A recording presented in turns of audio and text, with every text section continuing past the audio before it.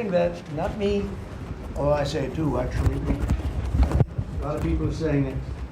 And a lot of that is thanks to the men and women in the cabinet. With the new and improved cabinet room, I might add. We took pictures down from the vaults. We have vaults downstairs with lots of pictures that haven't been exposed to the world for, in many cases, over 100 years. We brought them up, and we're using them as they should be used. But the cabinet room looks beautiful, like it should now. The Oval Office looks beautiful, like it should. It was not. It was like the rest of the country. It was in disrepair. 1 year ago, our country was dead, and said to me by many leaders, we had a dead country. Now we have the hottest country anywhere in the world. It's true. The hottest country anywhere in the world. Think of that. In 4 long years of the Biden administration, there were just $1 trillion of new investments in the United States in 10 months. We've secured commitments of over $18 trillion. So they had, in 1 year, less than $1 trillion. That's in a period of 4 years. Think of it. 4 years they had less than $1 trillion. In 10 months we have more than $18 trillion. Is that right, Scott? It's even going to be higher than that. It'll be higher by And the going year, up. sir. And we're waiting for the Supreme Court case, and it's so important and so vital for this country because we're not only respected again, we're putting out wars by our trade policies, and we're taking in hundreds of billions of dollars, and our country is wealthy again and secure again, and it's part of national security, and I hope that goes well. I think it's very important, but when you think of the number, we're going to be over $18 trillion in 10 months, and which is a record times probably 8 or 10 times, I think more than that, for any country. There's never been a country that's had that kind of an investment ever in history. And there's never been a country that's had half of that. It's a tremendous thing that's taking place. We have companies moving in from all over the world, from Mexico, from Canada, from Europe, from China, from Japan a lot. We just had Toyota is going to spend $10 billion, they just announced, on building new plants in this country. Our workers, they're going to be our workers, but they're spending a tremendous amount. So the stock market is set 46 all-time highs, and this last Friday, which is called Black Friday, was the biggest ever online sales that there's ever been by a lot. More Americans are working today than at any time in the history of our country. I mean, these are the facts we have to get out. And, you know, there's this fake narrative that the Democrats talk about, affordability. They just say the word. It doesn't mean anything to anybody. Just say it. Affordability. I inherited the worst inflation in history. There was no affordability. Nobody could afford anything. The prices were massively high. Do you remember when we took over eggs? You did a great job on that, Madam Secretary. Agriculture, Brooke. Eggs were 4 or 5 times higher than they had ever been. They said don't order eggs for Easter at the White House. And we ended up doing it, and we got the egg prices way down, lower than what they were before. But the word affordability is a con job by the Democrats. They say affordable. I watched the other day where some very low IQ congresswoman talked about affordability. She had no idea. Their prices were much higher. As an example, energy, gasoline, we're now at about $2.50 a gallon. We're going to be, I think, at $2 a gallon. We could even crack that at some point. I'd love to do it. And we could do it more easily if we weren't building up the strategic national reserves, which Biden emptied out before the election so that he could try and get elected, meaning he started it, then he got thrown out of the race. Then she took over and she kept it going, and they emptied out these strategic national reserves, which are really meant for something else. They're not meant to keep people happy with their gasoline price. They're meant for war. They're meant for problems, big problems.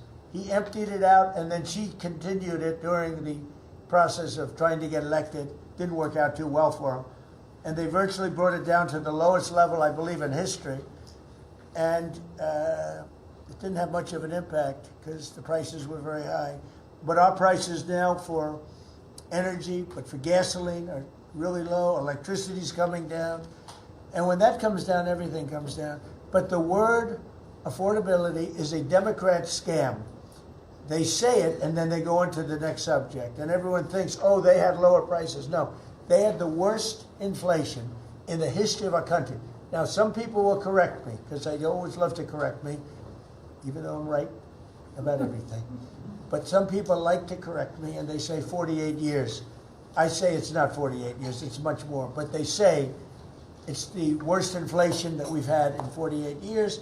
I say ever. But whether it's 48 years or ever, it's pretty bad. We had the worst inflation that we've ever had. Since last January, we've stopped inflation in its tracks. And there's still more to do. There's always more to do, but we have it down to a very good level. It's going to go down a little bit further. You want to have a little tiny bit of inflation, otherwise that's not good either. Then you have a thing called deflation. And deflation can be worse than inflation. But we have it almost, we'll soon be at a perfect level, but we inherited the worst inflation.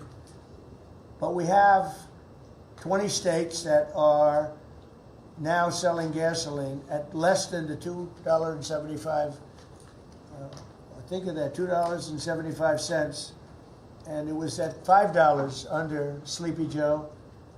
Grocery prices are down with the cost of Thanksgiving turkey this year down 33%. It was lower than 33% lower than under the Biden administration. Egg prices are way down 86%, thank you. And mortgage rates, despite the fact that we have an incompetent chairman of the Fed, a real dope, who should reduce rates. I saw even Jamie Dimon said he should be reducing rates. I never saw Jamie Dimon say that. I wonder why he said that. But he really said it because he's right. But we have a guy that's just a stubborn ox who probably doesn't like your president, your favorite president. But they're going to be coming down. We'll be announcing somebody probably early next year for the new chairman of the Fed. I talked to Scott about taking the job, but he doesn't want it. You got the greatest job here. Yes, sir. Right? He said, no, I want to stay chairman. I want to stay right where we are, Treasury. And I think we're doing really great, aren't we? Huh? We're doing great, sir. It's a great team to be part of. Yeah, no, it's amazing. Under my executive order to lower prescription drug prices, which I think is the single biggest thing we've ever done that nobody writes about because you're fake news. I've made unprecedented deals along with Bobby and Oz and all of the people that work on it. A lot of people that you wouldn't even think work on it, but they do, to slash drug prices by 200%, 300%, 400%, 500%, 600%, 700%, 800%. Nobody's ever heard of it before because I instituted favored nations and no nation agreed to do it. And then I said to the nations, if you're not going to do it, I'm going to charge you 100% tariff, which is more money than we're talking about. And they said, sir, we'd love to do it. Please, we would be honored to do it. And they agreed that they would go along with the whole thing. Nobody thought you could do it because they felt, number one, you couldn't get the drug companies to do it. So we're paying, as an example, for the, let's call it the fat drug, F-A-T, for fat people.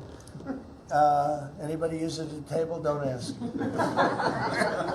But the fat drug was $135. Think of that. For certain people, $1,300 for certain countries, $1,300 in New York. So in New York, it was $1,300. And in London, it was $135. And a friend of mine called me, he said, what is this? Why is it? He got used to paying $1,300. Well, now what we have it down to is, Bobby, what's the number? Like 150 or something? We have it down to a low number, don't we? Yeah, it's around 125, 150. Think of that. So we got it down from $1,300 to $125 to $140, depending on various countries. In other words, we're paying the lowest price, tied for the lowest price in the world. It's, people said you could never do that because you couldn't get the countries to agree to it. I did. Every country agreed to it because I said, if you're not going to agree to it, that's okay, I'm going to charge you tariffs. And as soon as I said that, they said, we agree. And then we had to be a little tough with the drug companies, but they came along. The bigger problem was the countries. The countries just wouldn't go along with it, but they did. Every country. So we have reduced drug prices by 500, 600, 700, 800, 900%, depending on the drug, depending on the company, depending on all of the different factors involved. Nobody's ever even thought of drug reductions like that, price reductions. And I told you the story that in my first term, I was so proud of myself because I reduced drugs. It was the first time in 28 years that drug prices were reduced. It was 1/4%, 1/4%. And I was so proud of myself. I said, it's the first time in 28 years that drug prices went down over the course of a year, over the course of a presidency. 1 year. 1/4%. I had a news conference. I was so proud. Now I got them down, not 1/4%. I got them down 400, 500, 600% and more. And the fake news won't write about it. And it's going to have a huge impact on healthcare because a big part of it's buying drugs, buying prescription drugs.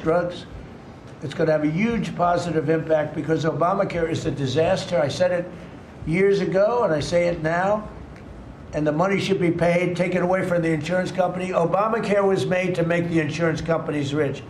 Their stocks have gone up 1,000% in a short period of time because the money goes to the insurance company. I want the money to go to the people. Let all the money go to the people, and let the people go out and buy their own health care. And I see on television, people are advertising now, we will help you buy health care. We will go out and help you buy. That's becoming like an industry because of what I said. So something's going to happen. It's probably not going to be easy because the Democrats, frankly, they don't want to make a good deal for the people. They just want to make a bad deal for the country. They want to make a bad deal for the Republican Party. But the Republican Party is united, and I will say that what I would like to do is the money doesn't go, trillions of dollars get paid to drug companies. And you still have lousy health care. Obamacare is horrible health care. We want it to go to the people and then let the people go out and buy their own health care, and they'll do great. They'll do great. So we're negotiating that now with the Democrats. Well, congressional Democrats want the largest tax hike in history. I proudly signed the largest tax cuts in American history with the Great Big Beautiful Bill. The Great Big Beautiful Bill, the biggest piece of legislation ever signed, and that includes the extension of the original Trump tax cuts. But it's the biggest tax cut ever signed, and it includes no tax on tips, no tax on overtime, and no tax on Social Security. Nobody's ever seen anything like it. So think of that. And in addition, you get, if you buy a car, this is great for our car industry because we have a lot of car plants. We're bringing back the automobile business. 60% of it was stolen because we had incompetent presidents or incompetent trade people. But 60% of it was stolen over the years, and now I think we're bringing it all back. I think we'll be bigger than we've ever been in the auto business. That's not even to mention AI, where we're leading China. You know, we're leading China by a lot. They're not going to catch us. We have to be smart, but if we're smart, they're not going to be able to catch us. They know that. They told me that. Next year is projected to be the largest tax refund season ever, and we're going to be giving back refunds out of the tariffs because we've taken in literally trillions of dollars, and we're going to be giving a nice dividend to the people, in addition to reducing debt. We, as you know, I inherited a lot of debt, but it's peanuts compared to the kind of numbers we're talking about. So we're going to be making a dividend to the people, and additionally, we're going to be able to reduce debt. And as time goes by, over the next 2, 3, 4 years, those numbers are going to go up. And I believe that at some point in the not too distant future, you won't even have income tax to pay, because the money we're taking in is so great, it's so enormous, that you're not going to have income tax to pay. Whether you get rid of it or just keep it around for fun or have it really low, much lower than it is now, but you won't be paying income tax. We've slashed $1 trillion in costly job-killing regulations, saving Americans an estimated $2,100 for for a family of 4. The Biden administration was the exact opposite, but times 4. They went up $6,000. We went down $2,100. Think of that. To bring down energy, electricity, and utility prices, I ended the Green New scam. They call it the Green New scam, one of the greatest scams in the history of our country. They talked about global warming and all that crap, and what they've done to this country.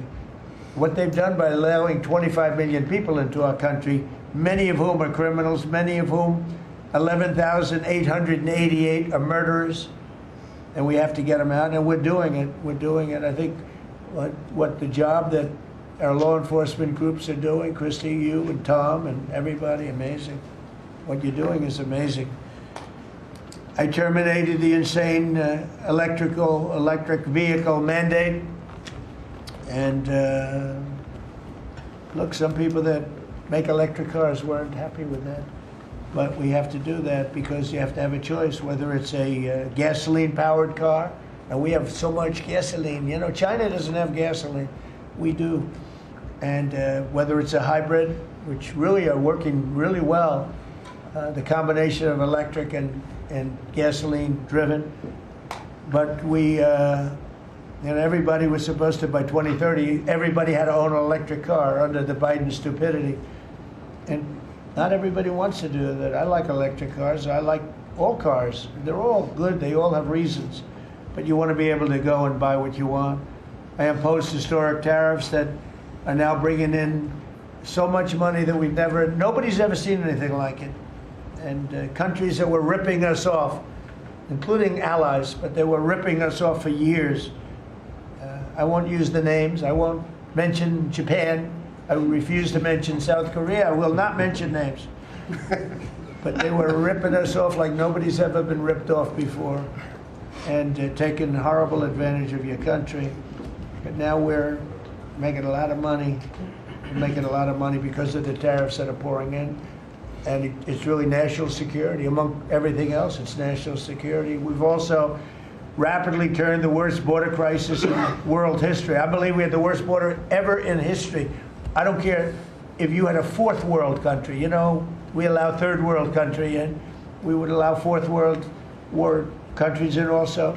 It doesn't matter. There was never a border that was as bad as our border. We allowed anybody in with no checks, no vetting. So we've rapidly turned the worst border crisis in world history into the strongest border in the history of our country, and probably one of the strongest borders in the history of the world, because we have nobody coming through. And I want to thank our people. The Border Patrol is so amazing, ICE, and I want to thank the military for the backup, because they're standing right behind them, and that was really nasty for a period of months, and now it's no longer nasty. Now they don't even come up. Nobody comes up. It's an easy job. It made your job a lot easier because they know they're not going to get through. And we take people in, but they have to come in legally. For 6 months in a row, 0 illegal aliens have been admitted into the United States. You believe that? 0. We had millions of people coming in a year, millions.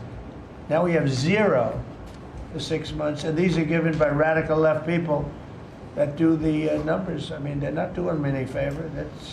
They're being on. We don't have our net numbers are unbelievable. But we had 0 people in the last 6 months. Illegal border crossings along the U.S.-Mexico border have plummeted to the lowest level ever recorded.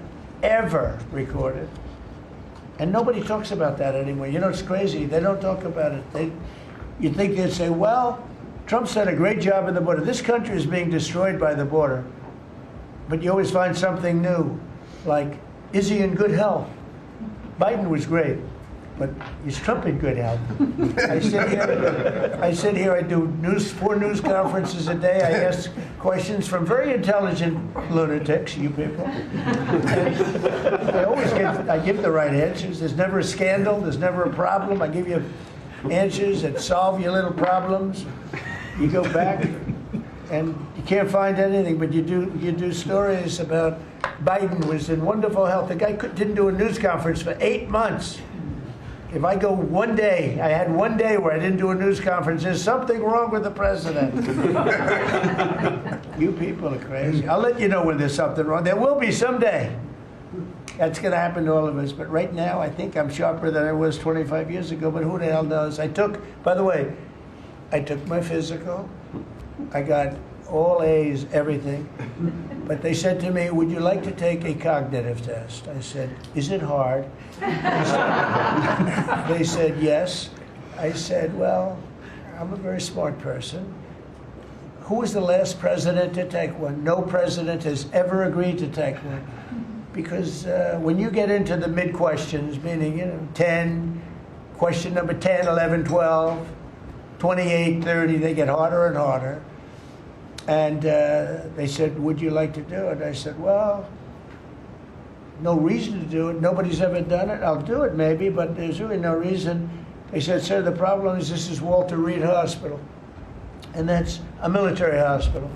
And that means that things are, sort of open. It's not like private where you have, if you do poorly, we'll have to, probably you'll find out. I said, I won't do poorly. I'm a smart person, not a stupid person. And as the doctor will tell you, I aced it. Right, Susie? I aced. I got every question right. And these are tough questions. These are questions that I would say 99% of the people that I'm talking to right now, meaning the people from the fake news, would not do well in those exams. But I'm the only one that took it. I got every single question right. And then I read in the New York Times, is Trump sharp? Trump is sharp. But they're not sharp. That's why they're going out of business, the New York Times. I hear that they're losing so much money, it's ridiculous. They're a bunch of fakers. But we can never let another thing happen like what happened to us with a fake election, with a rigged election, where a guy like Joe Biden assumes the presidency. Because the man was grossly incompetent. And he was incompetent 30 years ago. But he was really incompetent for those last few years, and our country was put at great danger because of it. So for 6 months in a row, we had 0 people. Illegal border crossings along the U.S.-Mexico border have plummeted to the lowest level ever, ever, ever. Think of that. And the net benefit to our country is enormous, incalculable. America is strong and respected again. On the world stage, we're really respected. In fact, I went to a NATO and they were calling me the president of Europe. We're doing very well. We have a lot of respect. As you know, we have a problem with a war that our people are trying to settle now with Russia and Ukraine. We are not involved in the war monetarily anymore. Biden gave away $350 billion like it was candy. That's a massive amount of money. And much of it in cash, a lot of it in equipment. I don't give away anything. We sell the equipment to NATO. The European nations pay us for the equipment, 100% price. And then they bring it to Ukraine or whatever they do with it. But we're trying to get that settled. I've settled 8 wars. This would be the 9th. And our people are over in Russia right now to see if we can get it settled. Not an easy situation, let me tell you. What a mess. It's a war that never would have happened if I were president. Not even a chance. And it didn't happen for 4 years. We've renamed the Department of Defense the Department of War, and I thought that would be controversial. And frankly, I tell you what, I haven't met one person, there's not one person I've met that doesn't like it. Think of it. We won World War I, World War II, everything in between, everything before it. And then we said, let's change the name. So we changed it back to what it was, Department of War, and Pete's doing a great job. We ended 8 wars, think of that. 8 wars, but we're going to do one more, I think. I hope. Every time I end a war, they say, if President Trump ends that war, he's going to get the Nobel Prize. If I end that war. Well, he won't get it for that war, but if he ever gets it for the next war, now they're saying, if he ever ends the war with Russia and Ukraine, he's going to get the Nobel Prize. What about the other 8 wars? India, Pakistan. Think of all the wars I ended. I should get the Nobel Prize for every war, but I don't want to be greedy. Actually, the woman who got the Nobel Prize said, "You've got to be kidding. Trump deserves the Nobel Prize. So that was very nice of her. I appreciate it, which is true, actually. But I don't care about that. You know what I care about? I care about death. I care about all the people that are dying. And last month, 27,000 young people died, mostly young people, mostly soldiers, despite some missiles being shot into Kiev and other places. But think of it, mostly young people. 27,000 people died between Russia and Ukraine last month. What a shame. So we're restoring law and order to our cities and towns. If you look at what's happened, and I want to pay my deepest respects to those two incredible people from the National Guard in West Virginia they came from. I spoke to their parents. Sarah is gone. She passed away. She's looking down on us now, and she loves her parents, and they loved her. They were, somebody said, how are they doing? I said, the word is devastated. Doing. How are they going to do? They're devastated. The rest of their lives they're going to be devastated. She was an incredible person, highly respected, top of her class, everything. She was like a perfect human being. 20 years old, just started. She was like a baby. She was so proud. They were giving her a promotion, and she told the parents that she was getting a promotion, and they were so proud of her. Then they get a call that this happened. And we have one young man who's fighting for his life. He's fighting very hard. I think he's probably doing better than anybody. They said he didn't have a chance. I'll tell you, the one who said he's going to live is his mother. I spoke to his mother. Sir, he's going to live. I spoke to her very soon after this horrible event took place with this scum that is able to come into our country. I spoke to his mother. Sir, he's going to be okay. I'm telling you. No doctor thought that. Nobody thought that. He was hitting bad places, and she was like so positive. It was incredible. And it's possibly right, Pam, right? Possibly right. Boy, it would be amazing.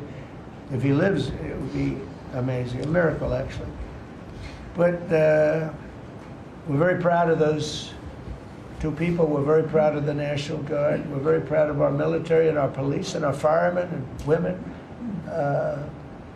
If you go back and take a look a year ago, year and a half ago, it all changed, I think, on November 5th, the day of the election. But you go back before that, you couldn't get people to join the military, Pete, right? They didn't want anything to do with military. They wanted nothing to do with joining the police or the fire. They wanted nothing to do with anything. They had no spirit. The country it had no spirit, nothing. And now we just had the highest recruitment in history, and we're getting great people. We're getting great people.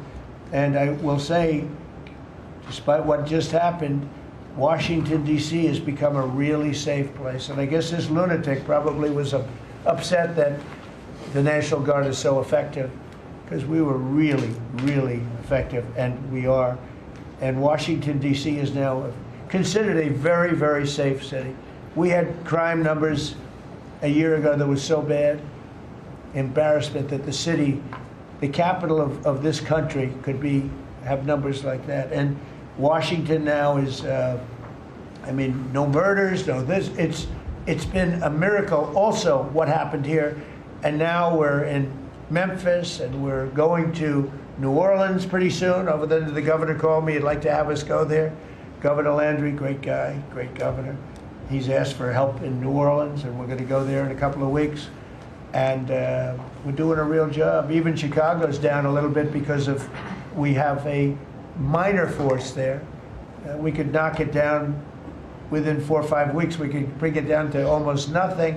But we have a governor that's grossly incompetent, and we have a mayor that's even more incompetent than the governor. He's a very low IQ person.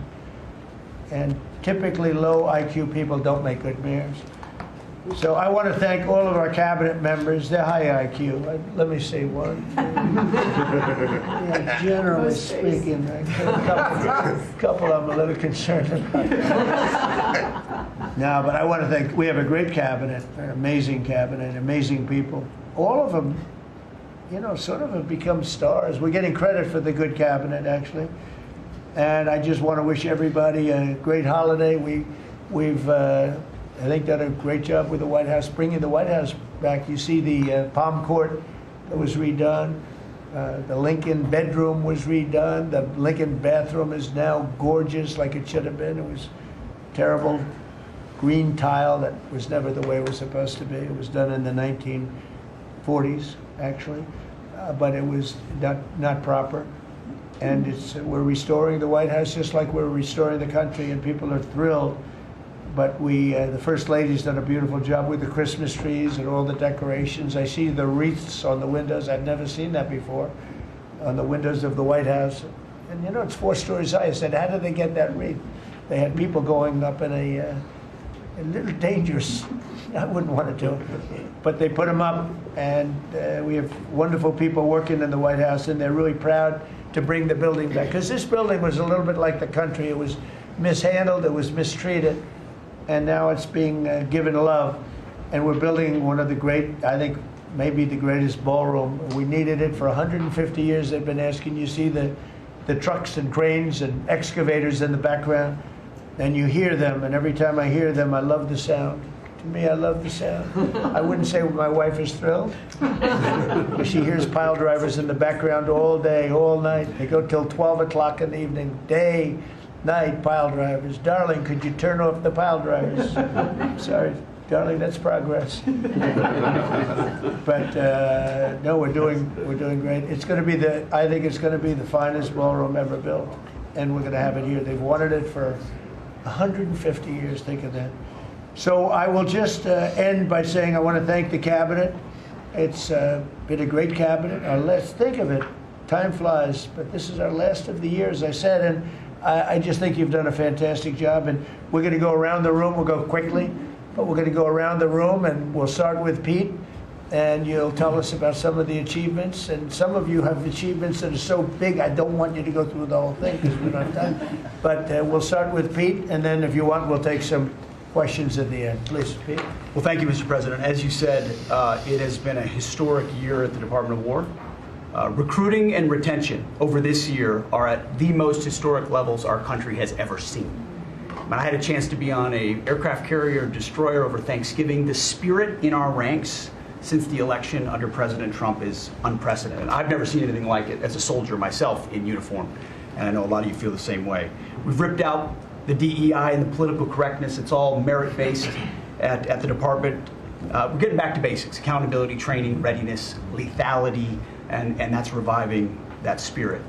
And Mr. President, we're rebuilding the military, historic investments. I just took briefings on the Golden Dome and F-47, next generation capabilities that are going to make sure that for generations to come, America has the most powerful, most capable, most lethal military in the world, which you have rebuilt once and we're rebuilding again. And then we're reestablishing deterrence and credibility. If you look at what happened, we deal with every day the outcome of what happened in Afghanistan, the debacle under Joe Biden. We just dealt with it in the streets of Washington, D.C. with those 2 National Guardsmen. And then what happened on October 7th with Hamas, what happened in Ukraine, a war that never would have started under President Trump. We're having to rebuild that. So whether it's freedom of navigation and taking the fight to the Houthis, whether it's Midnight Hammer, those beautiful B-2s going 37 hours back and forth, undetected, delivering with precision, and Iran not getting nuclear capabilities, Europe and NATO stepping up to 5%, locking down our southwest border. It's been an honor to work with Christy and Tom and everyone else down there to lock it to 0, operational control of our border. And then it's getting after and going after narco-terrorists and designated terrorist organizations in our own hemisphere. As I've said, and I'll say again, we've only just begun striking narco boats and putting narco terrorists at the bottom of the ocean because they've been poisoning the American people. And Joe Biden tried to approach it with kid gloves and allowed them to come across the border. Cartels take over community, 20 million people, hundreds of thousands of Americans poisoned. And President Trump said, no, we're taking the gloves off. We're taking the fight to these designated terror organizations, and it's exactly what we're doing. So we're stopping the drugs, we're striking the boats, we're defeating narco-terrorists, and we're standing... And you may say one thing, that drugs coming in through the sea by sea are down 91%.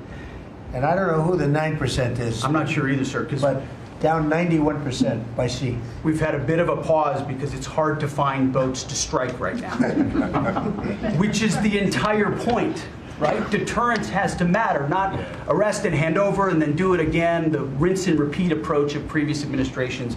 This is meant to get after that approach. And I will just end by saying, as President Trump always has our back, we always have the back of our commanders who are making decisions in difficult situations, and we do in this case and all these strikes.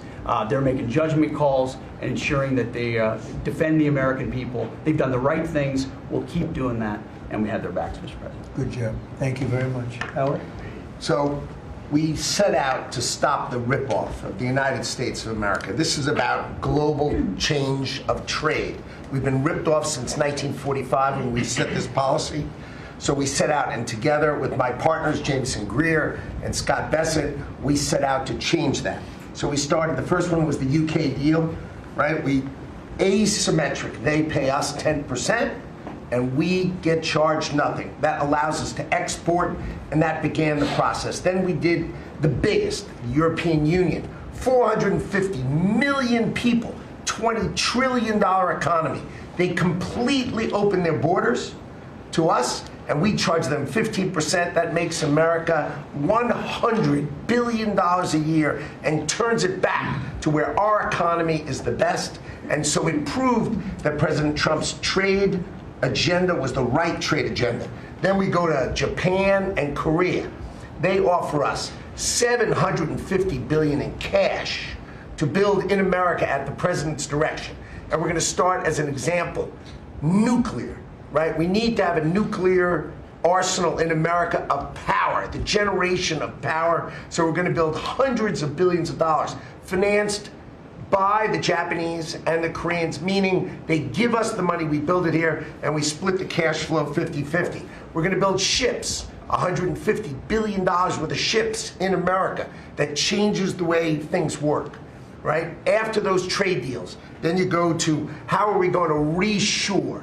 Right? Let's start talking about the auto industry, right? We've been competed against by Koreans, the Japanese, the Europeans. We're kicking our tail. President Trump changed it. 25% tariffs, bring it all home. This year, General Motors stock up 40%, Ford up 34%, and on the same day that we announced we had set all the tariffs, Sean Fain, the head of the United Auto Workers, called and said, I can't believe I'm calling a Republican Secretary of Commerce to tell the president that this is the greatest administration for auto workers in America.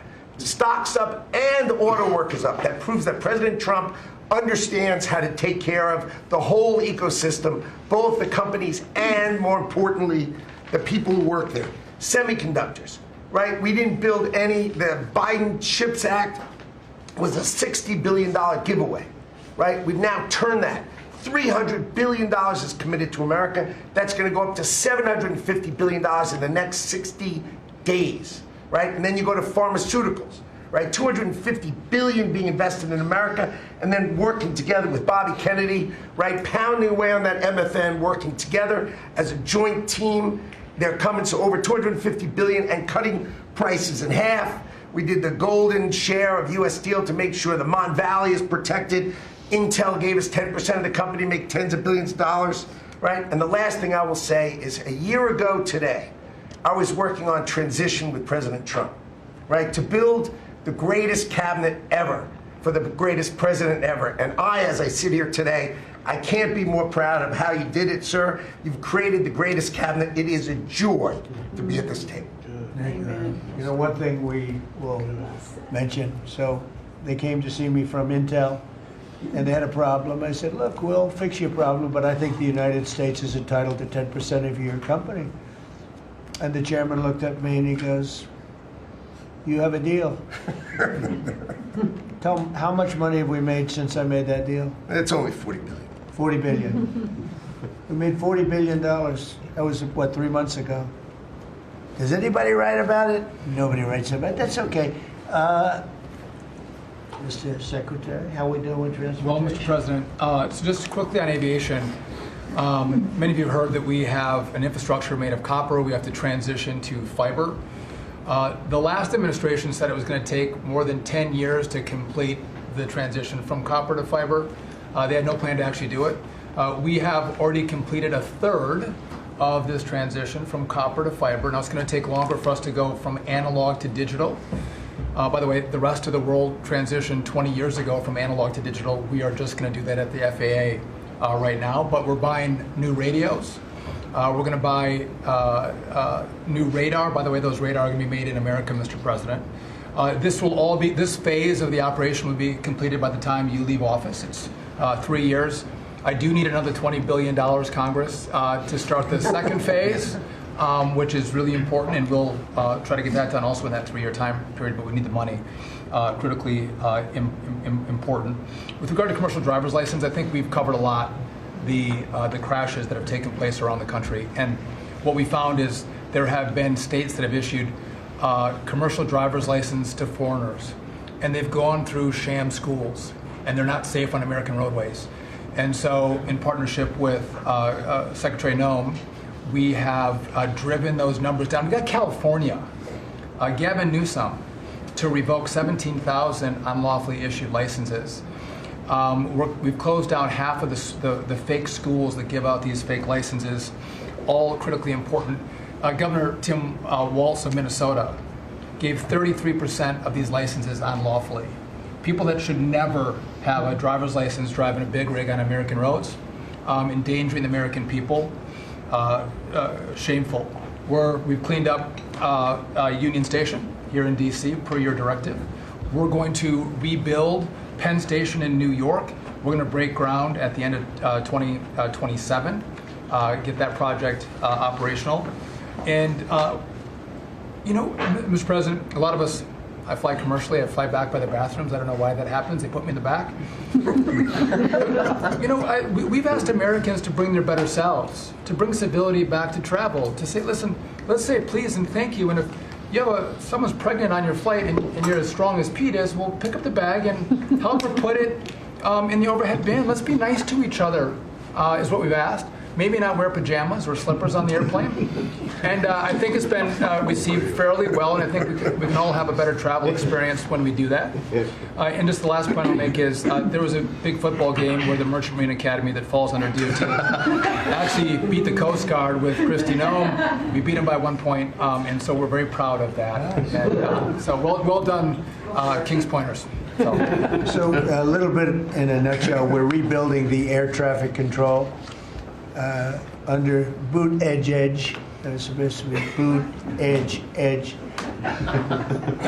Who's another grossly incompetent person? He'd get in his bicycle, ride to work, and he was just terrible. What they do is they take the fiber optics and they take fiber, trying to hook it into copper, and fiber and copper don't mix. You can't do it. But people knew that for the last 30 years since they started doing the fiber. And they spent billions of dollars, and it didn't work. And you saw that by the helicopter crash. You saw that by Into the Plane. You saw that by a lot of things. So we're doing a brand new air traffic control system, and it's going to be the best, and it's going to be from top to bottom. And we have the 3 top companies in the world bidding on it. And it's going to be one bid, and we're going to have one company responsible, and it'll be the best system. And it's going to make this. Look, our skies are safe. Otherwise, we wouldn't let people fly. But we're going to have the safest skies. We're going to have the best system anywhere in the world. We're also going to rebuild Dulles Airport because it's not a good airport. It should be a great airport, and it's not a good airport at all. It's a terrible airport. It was incorrectly designed with a good building. Actually, it's got a beautiful terminal. Saarinen was the architect, one of the greatest architects in the world at the time. A great architect. And so they have a great building and a bad airport. But we're going to turn that around, and we're going to make Dulles Airport, serving Washington and Virginia, Maryland, etc. We're going to make that into something really spectacular. We have an amazing plan for it. And other things, but you're doing a really good job. I appreciate it. The people movers of Dulles, we had a crash recently. So we're going to announce that later today, a request for bids on this. But again, it's a not a great airport, which we can make great in this administration, Mr. President. We have a design that's amazing for Dulles. It's going to take Dulles and make it a really bad. It was a badly designed airport. We're going to make it into as good as there is in the country. It'll be exciting. Okay, please. Well, Mr. President, it's good to be here at this meeting because in 1 year you can look around the table and see the change. And I think one of the biggest changes is how this cabinet works together. And I want to start there. There's often been said, I found out some things this year that I didn't know, that the Department of what was Defense, now Department of War, and the Veterans Department had never really communicated. Now, we're fraternal twins, in a way. Pete and I are. He lives better, I'm better looking. But in the looking at this, I mean, he brings them in. He keeps them for a number of years, up to 20 or longer. And then they come into what the country is committed to our veterans. And if you don't have both ends working correctly, then recruitment lags, morale lags, and we've been able to work and fix a great deal of that. I didn't need to change our name, but I did do one thing. I put the veteran back first at the VA. And we did that in 1 year. How did we do that? We started taking things that have been neglected for a long time and put them back. We had a backlog in which we've dropped over 160,000. We're not talking year-to-year change at the VA. We're talking 5-6 year. We have to go back 5 to 6 year prior COVID numbers to see the change of backlogs that are now reduced. We do it in 6 months instead of the long time it took. In fact, it grew under the Biden administration. It shrank over 160,000 under us. Champ VA, which is a program we have, has basically been back to day. It was at a terrible state, which delays and claims and everything's going on. We've got that back. We're doing things like taking a new look. I have one question that I ask when I go to my hospitals, with probably over 170 hospitals, 1,200 clinics, and I ask the people one thing, Mr. President. I said, what are you doing right now that if you were just honest and I wasn't standing here, you say, this is stupid? It's been amazing what we've gotten, and the feedback that we've had. We've been able to change how we do credentialing, how we do privileging, how we do hiring. We're all working through that, and it has all made a difference for our veterans as we go forward. CNP exams for veterans out there listening. If this is the one where disability claims, where they say, well, let me send you to a doctor to make sure. Most of the time we have that already in the record. We're working now to where those could actually be changed, where we just look at the record and not have to send them to the doctor. That's almost a $3 billion savings that we can let, and also not taking what the veterans get. We're also getting ready to announce here pretty soon a reorganization that's going to bring our hospital system organizationally in line with the 21st century. We are the largest healthcare organization. It's about time we acted like it, Mr. President. You gave that leadership, and we're going to do it. And also one thing, community care contracts getting ready to go out. It's one of the largest contracts in the federal government, but it does exactly what you and I have talked about before, making sure that our veterans can get care in the system or in the community, wherever they want it. We're getting ready for that. Now, I have one thing for all the press who really enjoyed the first of the year, saying, oh, you know, they're going to cut all these jobs, 80,000 this, 80,000 at the VA. Mr. President, every success that I just gave you came after the fact, or pretty much after the fact, that we had 30,000 take early retirement. Early retirement, no risk, although you reported it as loss and risk, you can't help yourself. 30,000 took the retirement. Every bit of the success that I just told you about came with a reduced workforce. There was a motivated workforce that said, how can we take care of veterans? That's what this cabinet does. That's what we're doing for you. Good. And you've got the highest approval rating we've ever had at the VA, so that tells you something. You're doing a great job. Thank you very much. Jameson, please. Well, there's been some activity on trade this year. You know, for about 75 years, we had a system, global trading system, that was premised on the United States having totally open borders, right? Not just on immigration, but on goods and services, and everyone else generally kept higher tariffs, higher non-tariff barriers, etc. Obviously, the outcome was we had a huge trade deficit. You took it head on. You gave all of us who work on the file a lot of leverage. So we spent the past 10 months or whatever we've been doing now just going around the world and flipping the script.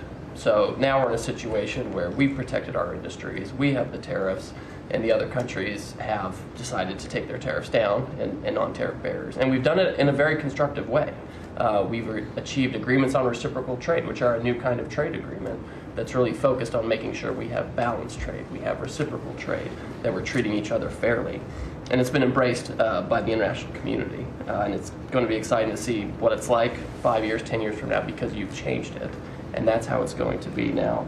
And I think you should be commended for it, and we look forward to seeing what comes in the next few years. Thank you very much. You're doing great. He's doing a great job. Thank you very much. Please. Thank you, Mr. President. Last time I was here, I said that the amount of dereg that we had for regulatory was 30 to 1. Since then, it's up to 48 to 1. Your goal had been 10 to 1, which was in excess of 6 to 1 in the first term. It's actually much higher than that, but I made my team redo the threshold a little bit because it sounded so unbelievable. But the amount of work that's being done with this entire team is astronomical. And another detail in that is that when we propose a rule, some of the biggest ones that you care the most about don't go into that count until they are finalized. So next year we should be even more eye-popping. One of those to talk about is the federal acquisitions regulations, which you gave us a charge 6 months ago to dramatically reduce. In 6 months, we've lowered it by 25%, 500 pages, 2,700 mandates, which is a third of the mandates. That's going to lead to savings, competition, and speed. So probably $40 billion for the agencies in savings over the course of 10 years. When we get up and running, it'll be north of between $200 and $400 billion. Competition, about 45% of government bids only have one bidder.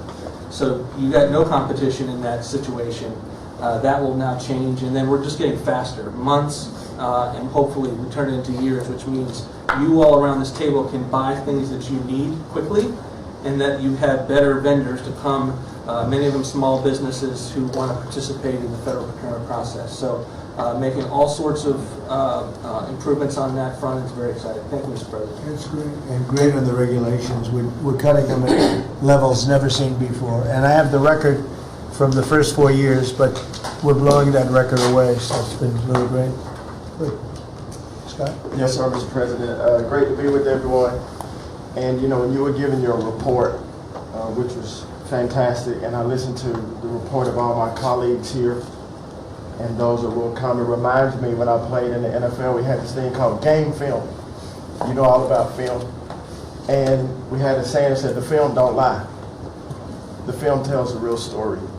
And I hope that the American people, when they watch the film that's going on now in this time in our history, that they will see that America is greater today than it ever has been. So I thank you for that. And thank you for giving us good stories that we can tell for the American people. Scott, we're saving our country. Yes, sir. Okay? And I don't want to be braggadocious. We're saving our country. Our country was going down and would never have been able to come back. We're saving all of us, but we're saving our country. All right, go ahead. Yes, sir. So at Housing and Urban Development, and keep it with your executive order, sir, in making America's streets safe and beautiful. Again, we've been very intentional about making public housing in our country safe. And I want people to know, our colleagues know this, but people in America know that we actually care about people that live in public housing around our country.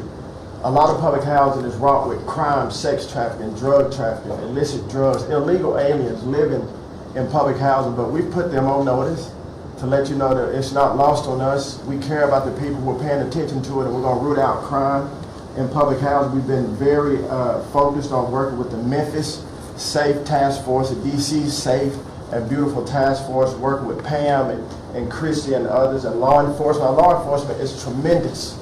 Every single night they go out and they go to public housing to make sure that our people are safe, mothers and children are safe. And so at HUD, you know, it's a different day. We're running new plays. The film was real bad when I came in, I'm going to be honest.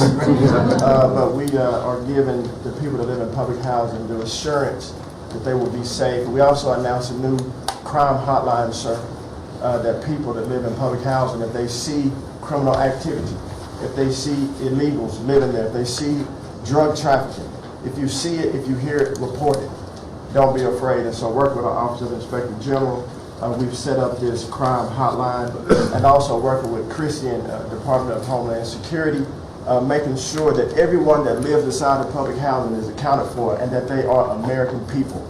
And so I say that and I emphasize that to know that we prioritize American people and American people only. Lastly, sir, in Atlantic City, we took over the Atlantic City public housing because the living conditions were deplorable. And they have people that have been living there for 3 generations, and they were being treated very bad. And so I took it so that we can now give people a safe place to stay. And working with the First Lady in the Foster Youth Initiative has been a great joy for me and our team. So thank you for doing that executive order to make sure that our foster youth have a safe landing pad and have financial literacy as they age out of the foster youth system. And so you talked about affordability. HUD has supported over 1 million Americans in home ownership and affordability, and over 560,000 are first-time home buyers. So I hope that the press will write about that good news, that 1 million people are able to own a home and to refinance their homes. And so we are moving our building from DC to Alexandria, Virginia. So thank you for your support. We're going to save the American people about $500 million. So that's my report. Thank you. Thank you, Scott, very much. Brooke? Well, coming off of Thanksgiving, moving towards Christmas, I think it's the season of Thanksgiving, and 2 words for me are gratitude and joy. Gratitude to you for, as Howard said, bringing this team together. I say a lot, but I'll say it again, that this is like family at this point, and I don't know that there's ever been an organization like this, at least a government like this in the history of our country. These jobs are hard, but the joy every day in getting to fight for America and save the country is the privilege of all of our lifetimes, I believe. So thank you for that. At U.S. Department of Agriculture, the People's Department, Abraham Lincoln launched this department in 1862. But under your leadership, we have finally, again, put farmers and ranchers and rural America first.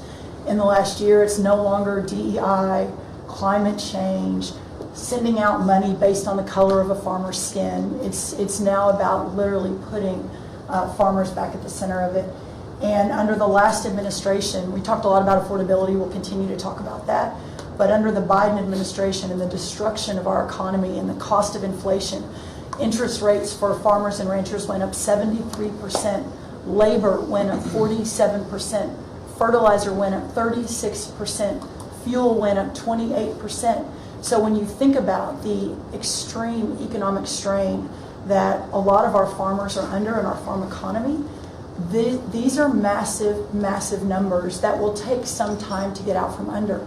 But we've already seen the beginnings of the movement toward more affordable food, housing, fuel, etc., and that will only continue to trend as we work to solve those issues.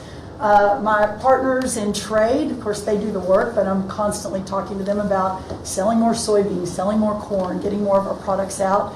But when we really think about how to solve for this idea that for so long our farmers, many of them have been farming for government checks instead of moving their product around the world, these trade deals change that forever.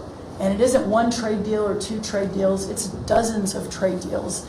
And so talking about rural prosperity and bringing the golden age back to rural America, which has been lost for too long. We're going to focus on that next year, hopefully with our Vice President and many of our cabinet members. But the opportunity to do that under these new trade deals is unprecedented. And so just putting farmers first, our ranchers first, Mr. President, is such a huge priority and an accomplishment of the last year. The second quick thing is lawfare, and I know you know this better than anyone in the country. When a government politicizes and weaponizes their power to go after average, everyday Americans, well, from you, the top of the heap as president, but all the way down to the ranchers in South Dakota, the Maud family, who were facing jail time over a fence line dispute that had been in their family for 130 years. We fixed that. A family, the Henry family in New Jersey, who were facing their farm being taken away for eminent domain to give to affordable housing, we fixed that. So being able to completely change the trajectory of private property rights, but especially as it has to do with our farmers and ranchers and our rural communities, changes everything for our country. And then the third thing, we have so much great things to talk about at USDA, but the third thing, which became very much a part of the national conversation during the Democrat shutdown, was SNAP reform, food stamp reform. When all of America saw what so many of us know and have been working on, but when you have so much rampant fraud in a program that 42 million Americans participate in, now a big good piece of news that I hope is written about, since you became president, about 800,000 of those 42 million have moved off of food stamps, which is hopefully the plan with better jobs, higher wages, etc. But still, when we found 186,000 dead people's Social Security numbers being used, 500,000 people receiving benefits more than twice. We had a couple of people receiving benefits in 6 states. In February of this year, we asked for all the states for the first time to turn over their data to the federal government to let the USDA partner with them to root out this fraud, to make sure that those who really need food stamps are getting them, but also to ensure that the American taxpayer is protected. 21 states said yes, not surprised. 29 states said yes, not surprisingly, the red states, and that's where all of that data, that fraud comes from. But 21 states, including California, New York, and Minnesota, the blue states, continue to say no. So as of next week, we have begun and will begin to stop moving federal funds into those states until they comply and they tell us and allow us to partner with them to root out this fraud and to protect the American taxpayer. As Joe Biden was working to buy an election a year ago, he increased food stamp program funding by 40%. So now as we continue to roll that back. So the partnership in Making America Healthy Again is also in food stamps, but a lot of what Bobby and I are doing together is really remarkable. But again, just gratitude and joy for this work, and so grateful to you. The final thing I'll say, a lot of gratitude to Secretary Marco Rubio for wearing his Aggie maroon tie as a reflection of Texas A&M beating Florida handily about a month ago. So Marco, I want to thank you, and much gratitude and joy in my heart as well. Yes. I think we also have to say something about China with one of the largest purchases ever in our country, the soybeans. Yes, sir. And so I want to thank President Xi. We had a great meeting. We were in South Korea, and I went to a lot of other places too, but we met in South Korea, and President Xi was great. And China gave us among the largest orders in the history of your world, agriculture. That's right. And sir, may I say, this is the remarkable result of real leadership, and your real leadership. Just a couple of days ago, China announced that they were going to halt all purchases from Brazil because they had found some irregularities in some of the soybeans they're buying from Brazil. And what that means is a continued signal that this country and our farmers produce the best, highest quality soybeans, sorghum, et cetera, in the world. And what you've been able to do is open those markets up and again, move toward an era where our farmers are not so reliant on government checks, but they have the markets to sell their product. Having said that, we do have a bridge payment we'll be announcing with you next week as we're still trying to recover from the Biden To help right. To help the farmers. We're going That's to help right. the farmers. They did not help the farmers. That's right. Thank you very much. Thank you, sir. Scott? Mr. President, it's been a great year on the economy, but the best is yet to come. The tens of trillions of dollars that have come in investment, both the portfolio investment by companies, investment by countries, that is turning into a CapEx boom for the U.S. Capital expenditures up 15% in history. When CapEx is up, jobs will follow. The One Big Beautiful Bill is an incredible, as you said, thanks to your leadership, along with Speaker Johnson, Senator Leader Thune, we had that done on July 4th, which everyone said was impossible. And the great thing about that bill, sir, for the American people, it's for industry, 100% expensing, build your factory here, you can write it off immediately, but you also insisted on the 4 benefits for working people: no tax on tips, no tax on overtime, no tax on Social Security, auto deductibility for American cars, and that is retroactive. So as a result, in 2026, we are going to see very substantial tax refunds in the first quarter. So the best way to address the affordability crisis is to give Americans more money in their pockets, which is what this bill has done. We're going to see real wage increases. I think next year is going to be a fantastic year. Taxes, deregulation, energy certainty. That's why everyone with your leadership is coming to America. Bond market had its best year since 2020. Everyone said couldn't be done. So we're going to have growth. We've had 2 4% quarters before the Schumer shutdown. We're going to go back to that. So not only are we going to have great growth, but it's going to be low inflationary growth. And stock market obviously is following. but next year is going to be the year for Main Street as all this kicks in. And you came in, immigration, I called it the 3 I's, immigration, interest rates, and inflation, that were killing the American people. Close the border, the promise kept. Interest rates are down, and 10-year bond, again, best year since 2020, and inflation led by energy prices is going to roll next year. I think it's going to be a fantastic year. We can look back, be very proud of this year, but I think 2026 is going to be great for the American people. Thanks to you. It's going to be great. Thank you very much. Mr. Vice President. Thank you, Mr. President. It's an honor to serve with this great team that you've assembled. And I just want to pick up on something you said, Mr. President, because you hit the nail on the head. That it is absurd that Democrats talk about an affordability crisis that they created and the people around this table work every single day to address. You'll hear a lot of statistics today. You hear a lot of statistics in our political conversation. I think the most important statistic for the American people is that under the Biden administration, the average American family lost over $3,000 of household income. And under the first 10 months of this Trump administration, they have gained over $1,000 of household income. What that says very clearly is that we are fixing the problem that Joe Biden and the Democrats created in the last administration. If you look at every affordability crisis that's confronting the American people today, it is traceable directly to a problem caused by Joe Biden and congressional Democrats. Why did homes get so unaffordable? Because we had 20 million illegal aliens in this country taking homes that ought by right to go to American citizens.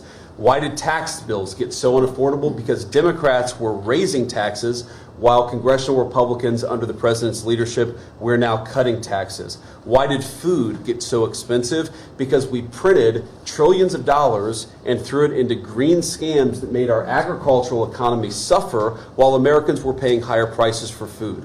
On every single one of those issues, Mr. President, I think we've made incredible progress. But it would be preposterous to fix every problem caused over the last 4 years in just 10 months. I think that we've done incredibly good. But what I see over the next year, and you heard Brooke talk about joy and gratitude, what I really think this season represents for me, and I think for the entire administration, is that we have now done incredible work to fix what Joe Biden broke. And I think that next year in American growth and American prosperity could be the best year that we've had in the United States of America. It's going to happen because we're all working hard. It's going to happen because we have the greatest country in the world. But I think for congressional Democrats in particular, if they want to talk about affordability, they ought to look in the mirror. We are fixing what they're broken. We're proud to do it. It's the job that we were elected to do. But I think 2026 is going to be the year where this economy really takes off. Thank you very much. Thanks, sir. Great. Pam? President Trump, thank you for talking about Sarah. Heartbreaks for her family.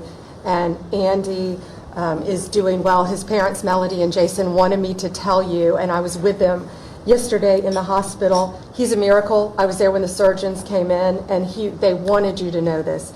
He's a miracle, and if everyone in this country can continue to pray for that family. He's got a long road ahead of him, but he is a miracle. And of course, our DC initiative is led by our amazing, and the monster will be held accountable who did this. Our marshals, of course, are leading the DC Safe effort. We have made over 7,000 arrests at your direction. DC is safe again. Working with everyone around this table, Pete and everyone. Scott and I were in Memphis together last week. And everyone, and Bobby, your HHS, doctors and medics are on the ground to help people in Memphis and DC. In Memphis, we've made over 3,500 arrests so far. And Homeland Security, Christy, you've been instrumental in this. But it's everyone working together as a team. We even have Treasury agents out there. It's unbelievable, on the ground in DC and Memphis. Of course, law enforcement first, FBI, Kash Patel has led the FBI. We have a 100% increase in the arrest of violent criminals, thanks to your leadership. DEA, led by Terry Cole, over 45 million fentanyl pills, 4,200 kilos fentanyl powder. That is the equivalent of 347 million potential lethal doses. That's unbelievable that you've taken off the streets of our country. And the weight of all the drugs combined taken off by DEA is the weight of 17 full semi-trucks of the drugs just since you've been in office. The drugs that had flowed into this country under the previous administration. ATF, led by Rob Sakata, has seized more than 31,000 illegal guns. 31,000. Unbelievable at your leadership. 19,000 of those were from trafficking cases. We've been sued on the legal front now. We have been sued 575 times. 575 times. More than every administration going back to Reagan combined. Most recently, yesterday, I was sued by an immigration judge who we fired. One of the reasons, she said she was a woman. Last I checked, I was a woman as well. 24 Supreme Court wins, President Trump, 92% success rate. We told you it would take a while to get to the Supreme Court. We're doing it at record speed, led by John Sauer, of course, Sarah and Hosh, all working together. Immigration, we're winning. Nationwide injunctions, ending DEI funding, working to secure that our federal workforce is aligned with your America First agenda, representing pretty much everyone in this room. We met with your general counsel yesterday, Doug, working with everyone. It's nonstop. ICE, of course, we're winning there with Christie. We're Brooke, SNAP benefits, won there. Marco, USAID. Pete, National Guard, of course, going nonstop. Our U.S. attorneys are fighting violent crime, working around the clock to make America safe again, which was your directive. Our Civil Rights Division, suing Gavin Newsom 3 times now, Prop 50, keeping boys out of girls' sports, and in-state tuition for illegal aliens. We've sued over election integrity. We are litigating major universities with Linda. Thank you, our Civil Rights Division, for everything that you've done to end DEI in our schools. Our Civil Division fighting sanctuary cities every single day. And of course, our Antitrust Division with Google, major settlement. Our attorneys are working on terrorism, TDA, MS-13, Antifa, President Trump. We've charged more than 500 defendants with assault on federal officers thanks to your directive. And also, we have dropped countless cases against Americans that were prosecuted under the Biden administration, including J6, COVID, FACE Act, and more. And as everyone knows, we cannot talk about pending grand jury investigations, but no one is above the law, and that includes what happened in Arctic frost. I hope everyone has a very Merry Christmas, Happy Hanukkah, and Happy Holidays. Thank you for fighting for our country. Thank you. Thank you very much. Please, Laura. Great. Well, thank you, Mr. President. Thank you for allowing me to be at this table. When I came on board, I knew really none of you in this last year, and it's been a year, Mr. President, since I've had the pleasure to serve this country on the workforce. Everybody said the Department of Labor would be quiet, fly under the radar. You won't have to do too much. Absolutely not, because you made the American people realize the American dream is real for the American workforce. And it's been under your leadership, Mr. President, that over 2 million jobs that has been created since you started have been native-born workers. And that is the difference between this presidency, this administration, as opposed to the Biden administration, where mostly foreign-born or federal government jobs. And I think through the private sector, over 2 million jobs of native-born. And so the Labor Department has wasted no time in putting that into action with our Make America Skilled Again, either grant dollars, but the intentionality of the apprenticeship program, 1 million active apprentices across this country. We have done over 250,000 new apprentices so far in the first year and registered over 2,000 new apprenticeship programs. Why do we need the apprenticeship programs with the men and women in the trades? Because of the leadership of onshoring and reshoring, and have a lot of these companies reinvest in America. We have to build this country. We cannot do that without the tradesmen and women and the craftsmen of this country. And I think that, Howard and I, we talked about that from the beginning, and we're going to have to lean in on that because we need the labor force, 700,000 new skilled jobs with electricians, construction workers, machinists, and so forth. And as I traveled with the Vice President as well, we see that on the manufacturing floors of this country, they're in desperate need. The Department of Labor are going to get the workforce skilled again. Working with Secretary McMahon as we move a lot of the education out to our respective states, we are now working together, and we have deployed $86 million in investments, and a lot of that is in AI infrastructure jobs to have our new workforce proficient and literate in AI if we're going to continue to lead the AI race, and we're working on that. And the Department of Labor is now creating and will soon launch the AI infrastructure and workforce hub, which we will be able to track that metrics to see exactly if these dollars are going correctly. Integrating education and workforce with, obviously, Administrator Loeffler and I are on the road a lot together because we're talking about Main Street as well as a lot of the manufacturing jobs and how we're being an ally to our businesses as opposed to an adversary.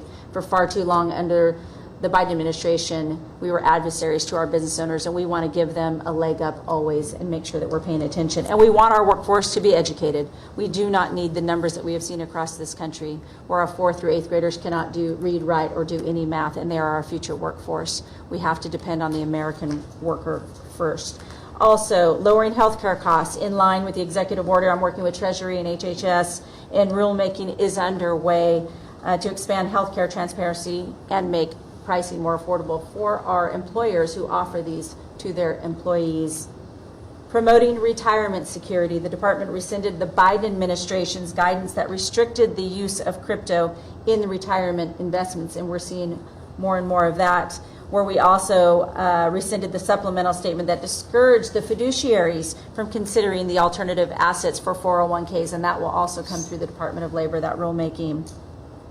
Ending abuse of cheap foreign labor at the expense of the American worker. We launched over 200 investigations into companies who will have abused and or fraudulently against the American worker. So Project Firewall was released. Thank you, Mr. President. We want the trained workforce, but we will root out the fraud and abuse, and we'll protect the American worker first. And slashing the job-killing regulations. The department has rescinded discriminatory DEI practices, and I will tell you, reducing compliance costs for businesses, as it was for DEI, has saved American businesses nearly $1 billion this year by just getting rid of DEI for that compliance cost that they've had to do. So, Mr. President, continuing to skill the American worker, the American workforce is going to be my mission. We have to do it faster. We have to do it quicker. We have to build so that the American people can realize that American dream that you have laid out so eloquently. And it's an honor to serve under this administration and to talk to the American workers who believe in the American dream again, the pride on their face, the pride of the American worker, the skilled men and women who build with their hands. It's an honor. So thank you, and Merry Christmas. Very good job. Thank you. Thank very you. much. Awesome.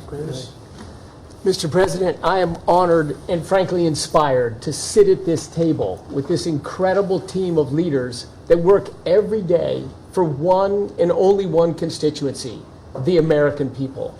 Not this group or that group, the American people. The price of energy that's very much on the mind of Americans.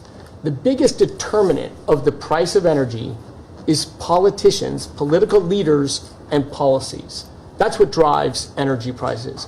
Under your leadership, what we've seen in the United States is just a steady drop in the price of gasoline, a huge consumer cost for Americans.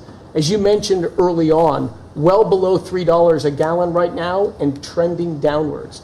There are a number of stations in the heartland of America with $1.99 signs flying today.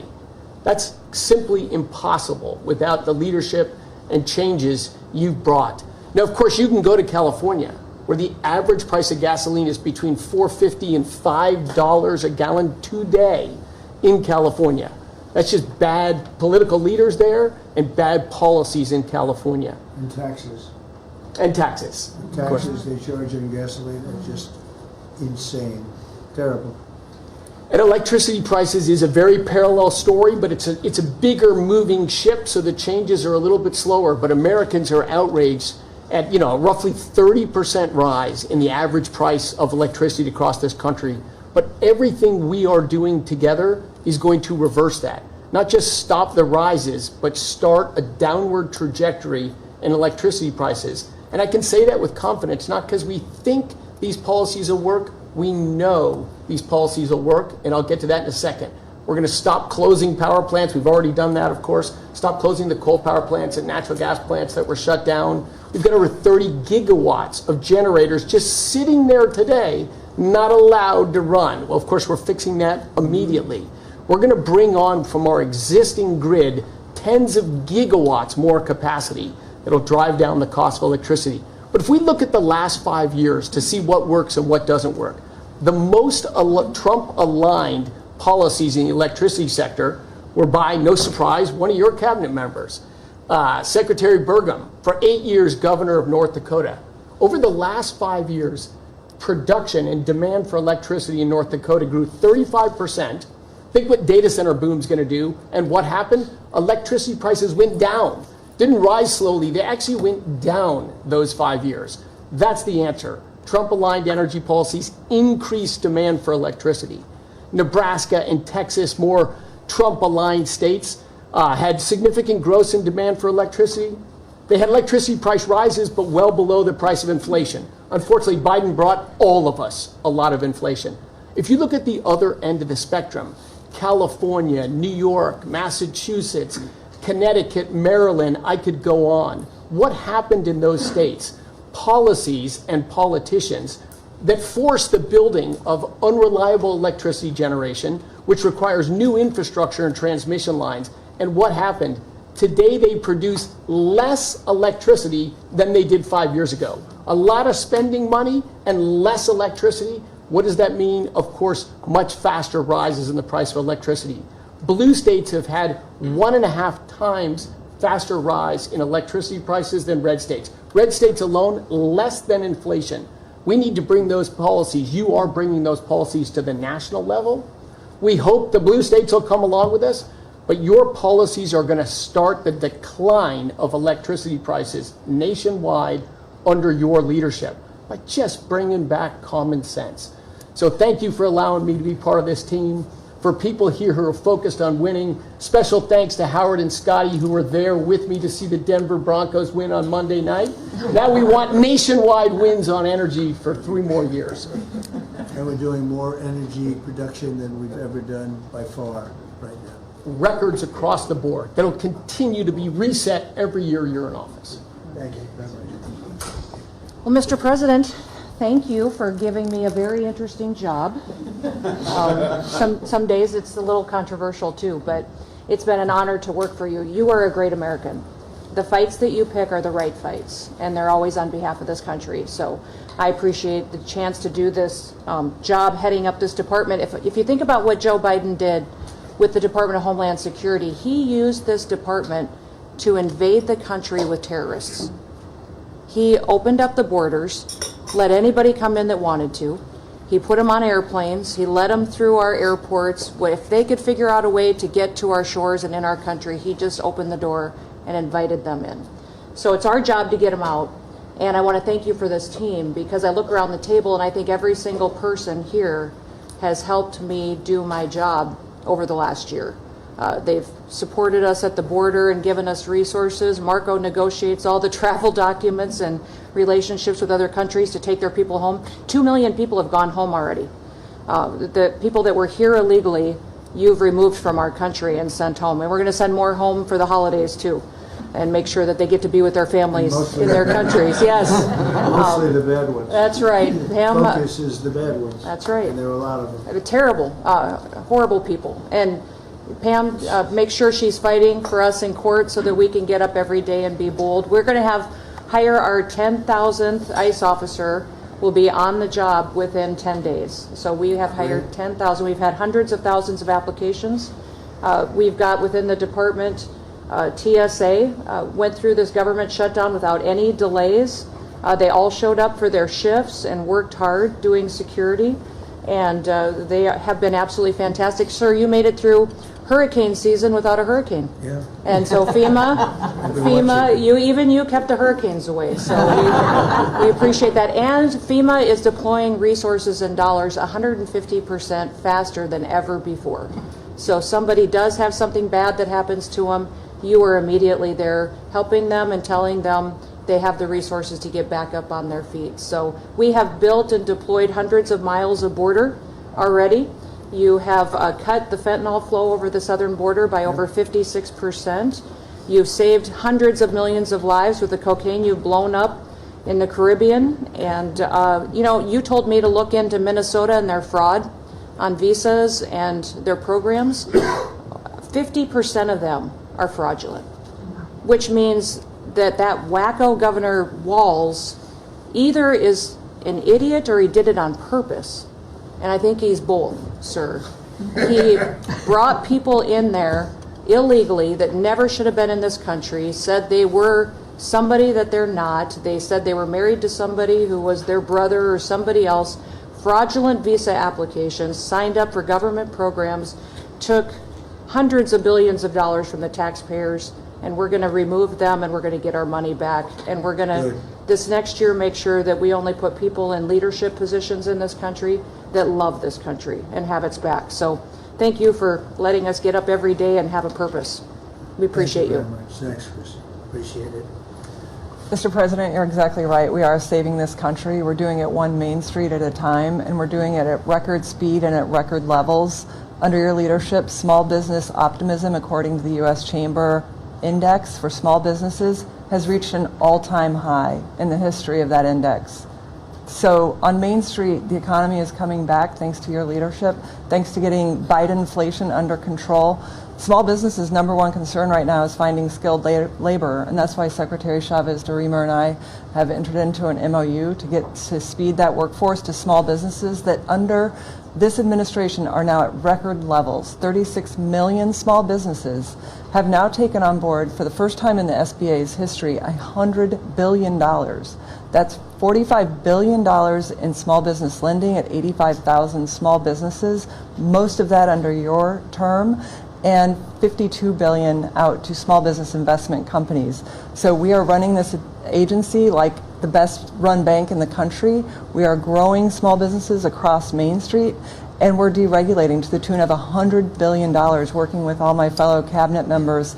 And thank you for putting together the best cabinet in history. Iron sharpens iron, and thank you for bringing such a strong leadership group together. And then finally, I've walked factory floors from Alaska to Maine, and the workers, the small businesses, most manufacturers in this country are small businesses, 600,000 of them. They are so grateful to your fair trade, low inflation, deregulation agenda that is creating national security and economic security in this country like never before. And so I want to also finally thank you for bringing faith back to the White House, to this administration. I want to thank Brooke for hosting the Cabinet Bible Study and invite everyone tomorrow to Bible study and making this country something that we can be so proud of under your leadership. And I am so blessed and honored to be part of this team. So thank you, Mr. President. Thank you very much. Thank you, Mr. President, for your leadership. I am truly grateful to be a member of your team here at this table to help support you in delivering on the promises that you made to the American people. You came in with a very clear mandate of taking on the rampant weaponization, politicization of the intelligence community and federal law enforcement, experiencing yourself, the deep state abusing their power as they have against you, your family, and so many of the American people. Bring out accountability truly for those who have abused their power, making sure that the intelligence community is supporting your efforts in keeping the American people safe, secure, and free, and being the president of peace. I'm grateful to be in this position as your Director of National Intelligence to support you in these efforts, and I'll cover very briefly what we've done over the last year under your leadership and what we look forward to continuing to focus on next year. First of all, under your leadership, again, we've taken on a historic effort for transparency, declassification, and exposing these abuses of power by these deep state actors. We've declassified over 500,000 documents, many of which had never been seen before by the American people, put them online to bring about this level of transparency. We formed a weaponization working group, again, to be able to go after a lot of these abuses of power that have never seen the light of day, to support the accountability that under Pam Bondi's leadership in the Department of Justice is coming about. Secondly, bringing about reforms to the intelligence community to make sure that we have the most effective and efficient and focused workforce that's really working on bringing about the priorities you have laid out in ensuring our country's security. And lastly, Mr. President, working with many of our partners here around the table is going after these domestic threats. We have threats coming from both Islamist ideology as well as Islamist terrorists, foreign terrorist organizations, and those who seek to do harm to the American people, many of whom were let in across our borders under the previous administration. We are focused on these tasks and this imperative for the American people, and just appreciate your leadership, Mr. President, in empowering us to be able to conduct this service. And Merry Christmas. Thank you very much. Thank you. Merry Christmas. Is it Merry Christmas? You say it loud and clear. Lee? Mr. President, your team at the Trump EPA has been crushing it all year to fix the big mess that we inherited and deliver amazing results for the American people. I've had the opportunity to visit all 50 states since confirmation earlier this year, and to hear from real people where they meet, where they live, and to bring their great ideas and their asks back to us to be able to deliver for them. At the Trump EPA, we have proven that you can both protect the environment and grow the economy.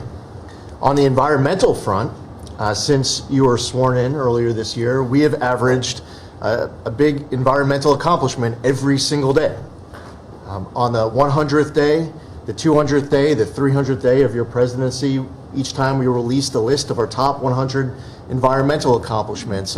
That has included a historic LA wildfire cleanup that you ordered us to complete in record time, which we did, and the Army Corps, under the leadership of our great Secretary of War, did their part as well. The federal government completely did all of the work needed to allow these residents and businesses to be able to rebuild, but poor leadership at the local and state level, unfortunately, is still resulting in these property owners unable to rebuild, and it's wrong.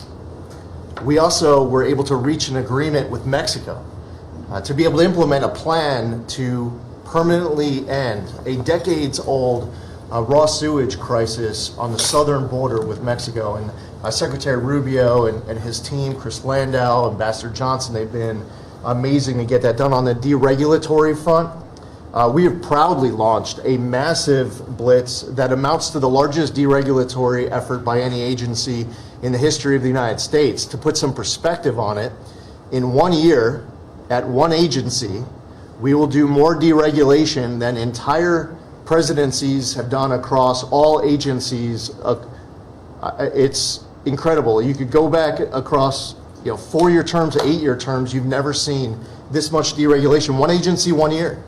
In fact, when finalized, the proposed rescission of the 2009 Obama EPA endangerment finding amounts to the largest deregulatory action in the history of the United States of America.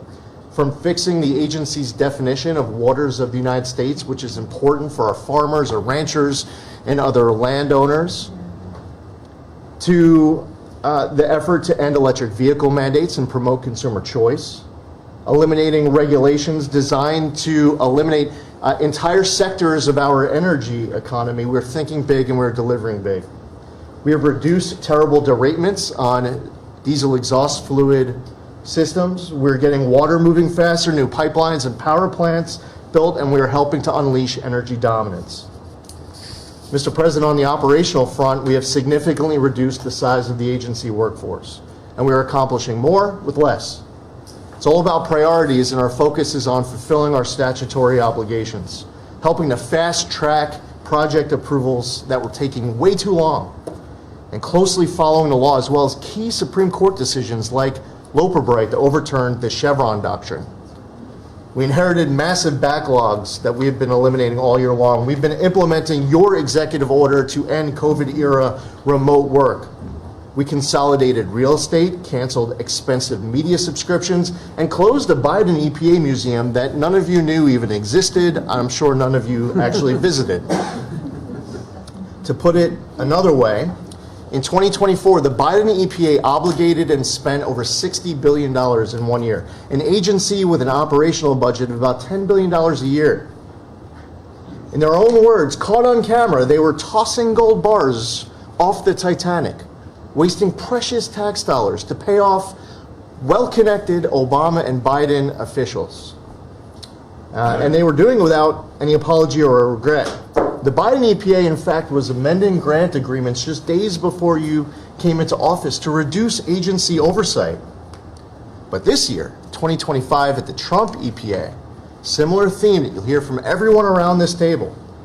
With our actions canceling wasteful grants and implementing other measures just mentioned, we have saved $30 billion.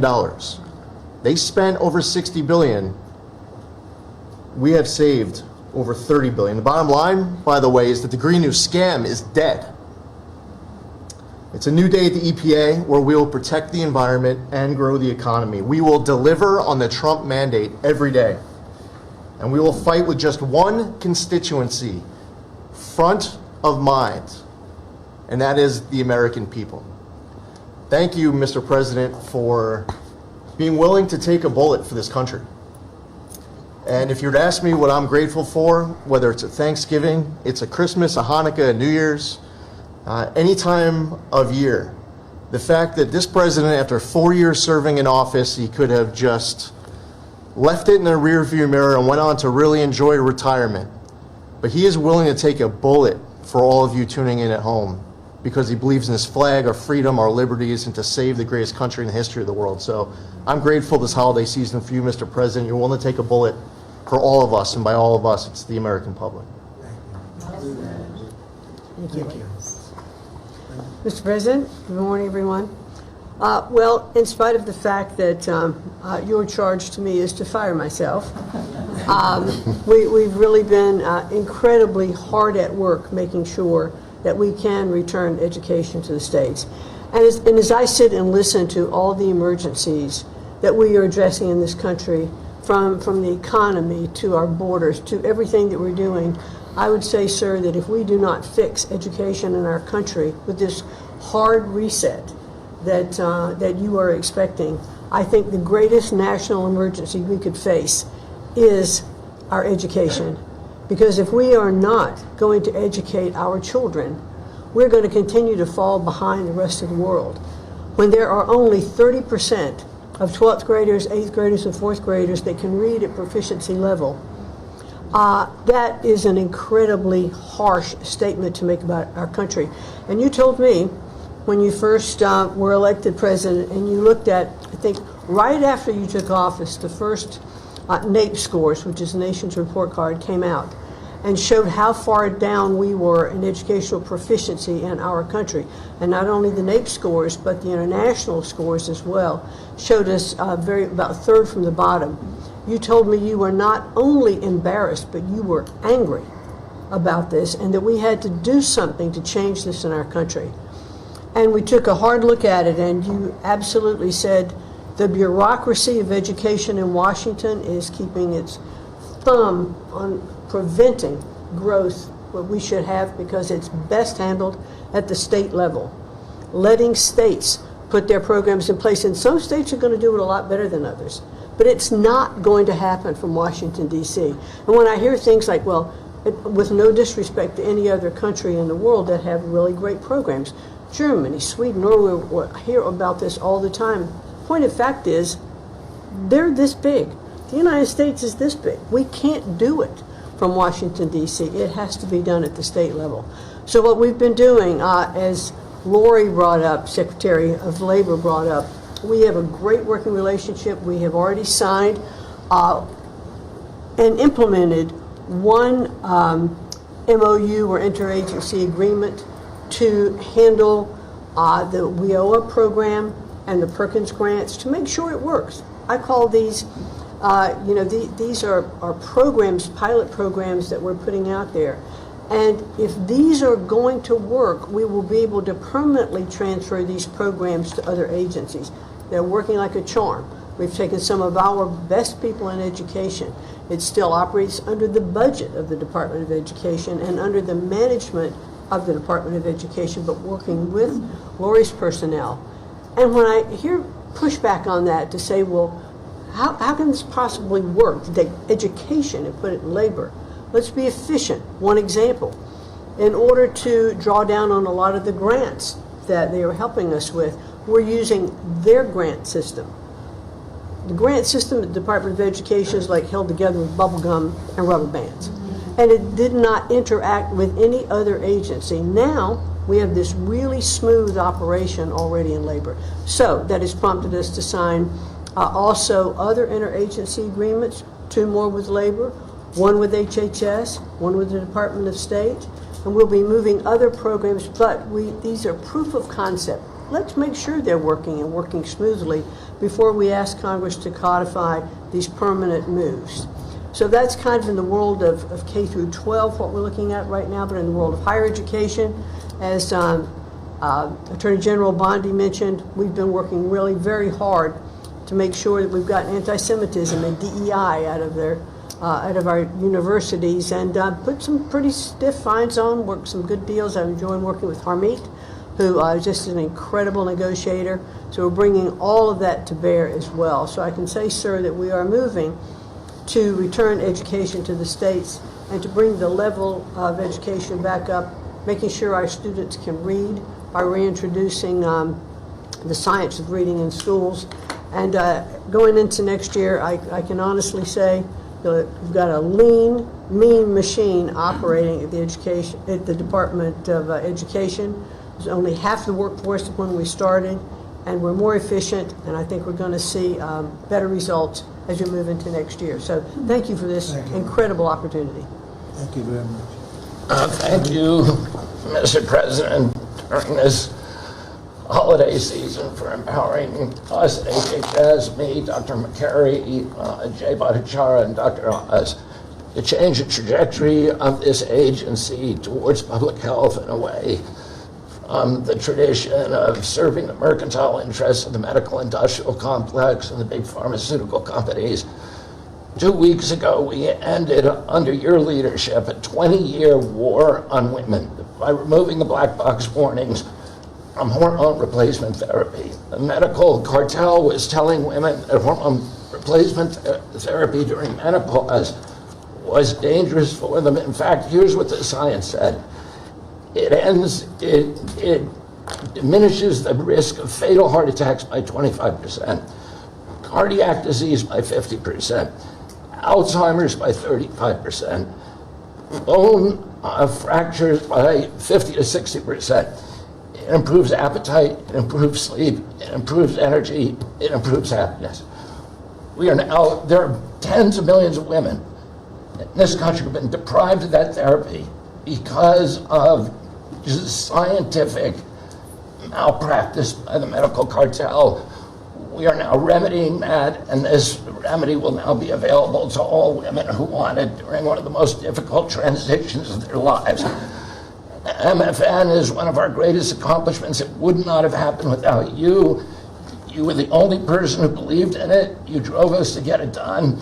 We've now made agreements with the 5 biggest pharmaceutical companies. We have 12 more in the lineup to make agreements. By the time this administration leaves office, 95% of the drugs in this country we will have the lowest prices of any nation in the developed world. Americans are already getting the benefits from these. These companies are already lowering these prices dramatically, as you've noticed. And then this week, Howard at the Department of Commerce and Jameson at the U.S. Trade Representative made a bargain with Great Britain to raise their drug prices in conformance with your promise that the Europeans would raise theirs to counterbalance us lowering ours, and therefore we would keep intact the ecosystem of innovation and protect innovation. So congratulations on that, Mr. President. When you first asked me to take this job, one of the first contacts we made was with a leading economics professor, health economics professor at Harvard.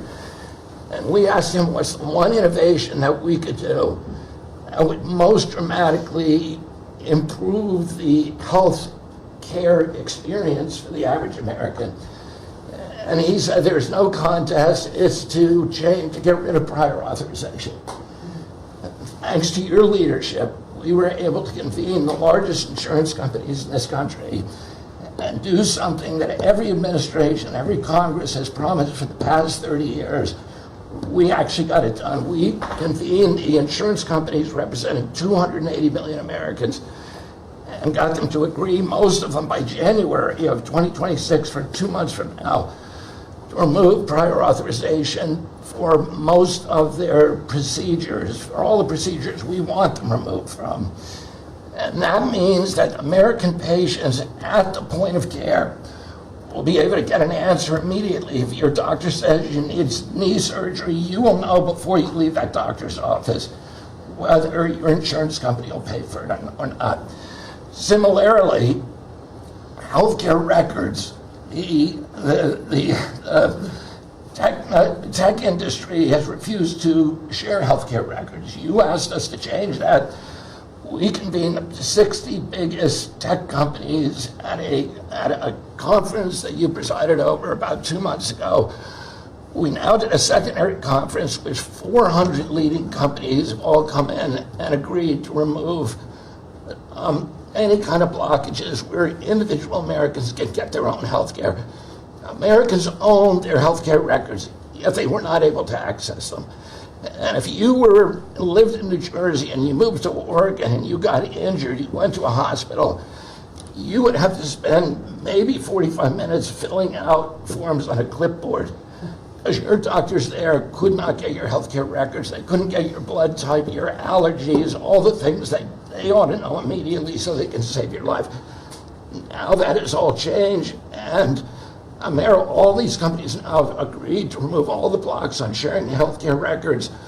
Every American will have their healthcare records available on their cell phones. And it's already happening. In the last 6 months, there have been over 100 times the number of healthcare records shared by hospitals than during the entire previous administration. On deregulation, HHS proudly is now leading the pack, and thank you for your help on that, Russ. But today we announced the revocation of the nursing home rule, which was overburdening rural areas across this country, Indian reservations, with regulations that were going to destroy the nursing home industry in those communities. And that is going to be a $25 billion savings. Those are some of the things that we're doing because of your leadership. President Trump, thank you so much, and Merry Christmas to you. Thank you very much. Great job. Yep. Well, Mr. President, you've assembled an incredibly talented group here. If you took a look at this group compared to any Fortune 500 leadership team, any group of startup folks, I mean, this is an amazing group in the breadth of what's being accomplished. And the timing couldn't be better because with your leadership and vision, you set us up for this age of abundance as we head into next year, the 250th anniversary of this country. And what are we heading into that year? As we've talked around the table, you've heard about massively lower taxes, massively lower regulation, abundant energy, record capital investment coming in, job growth. I mean, we are set up to really have something to celebrate next year. And I just, again, want to say thank you to everybody around the table. You gave us one big assignment in Interior. Of course, Interior, the largest balance sheet in the world. In the Department of Interior, if it was a standalone company, 500 million acres of surface, 700 million acres of subsurface, over 3 billion of offshore from Guam to the Virgin Islands. And you said, we got to take care of that balance sheet. We got to develop those resources. And what have we done across that? Producing record amounts of oil, record amounts of gas. And again, we set out with a goal, energy diplomacy, sell energy to our friends and allies. We're exporting a record amount of energy to all of our friends and allies around the world. That's helping do that. And you're giving a gift to America as we head into this. You're giving us peace abroad, and you're giving us prosperity at home. That bodes so well for our country. One small little gift that we're giving to all Americans from one teeny part of Interior, which is the national parks, is that not only are we keeping prices low for all American citizens, offering 10 free days for our national parks next year to coincide with our holidays, but also a $100 surcharge for non-residents. That is going to raise hundreds of millions of dollars for our for helping restore and preserve all of our best parks. So as we close out with it, I want to also say a big celebration going on here in Washington, D.C. We've been thrilled to be part of the National Park Service, the U.S. Park Police, part of this great effort across a number of us on making D.C. safe and beautiful. This will be the safest and most beautiful capital in the world.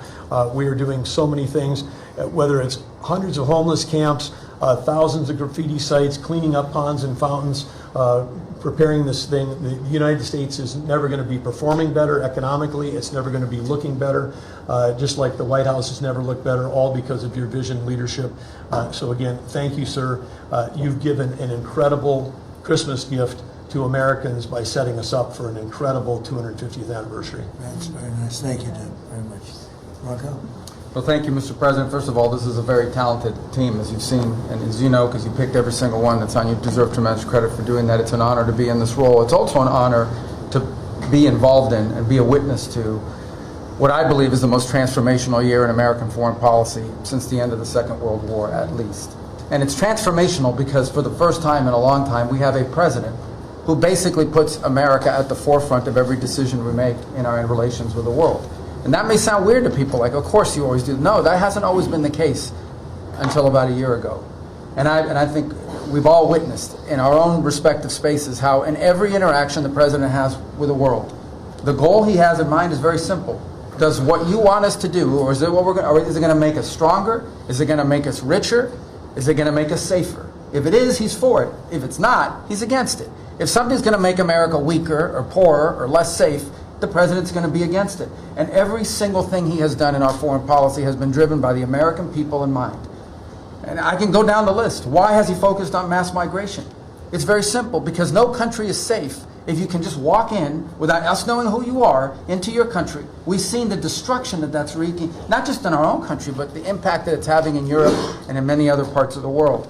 You talk about trade deals and the trade situation he's been involved in. People, all this reporting on it. It's very simple.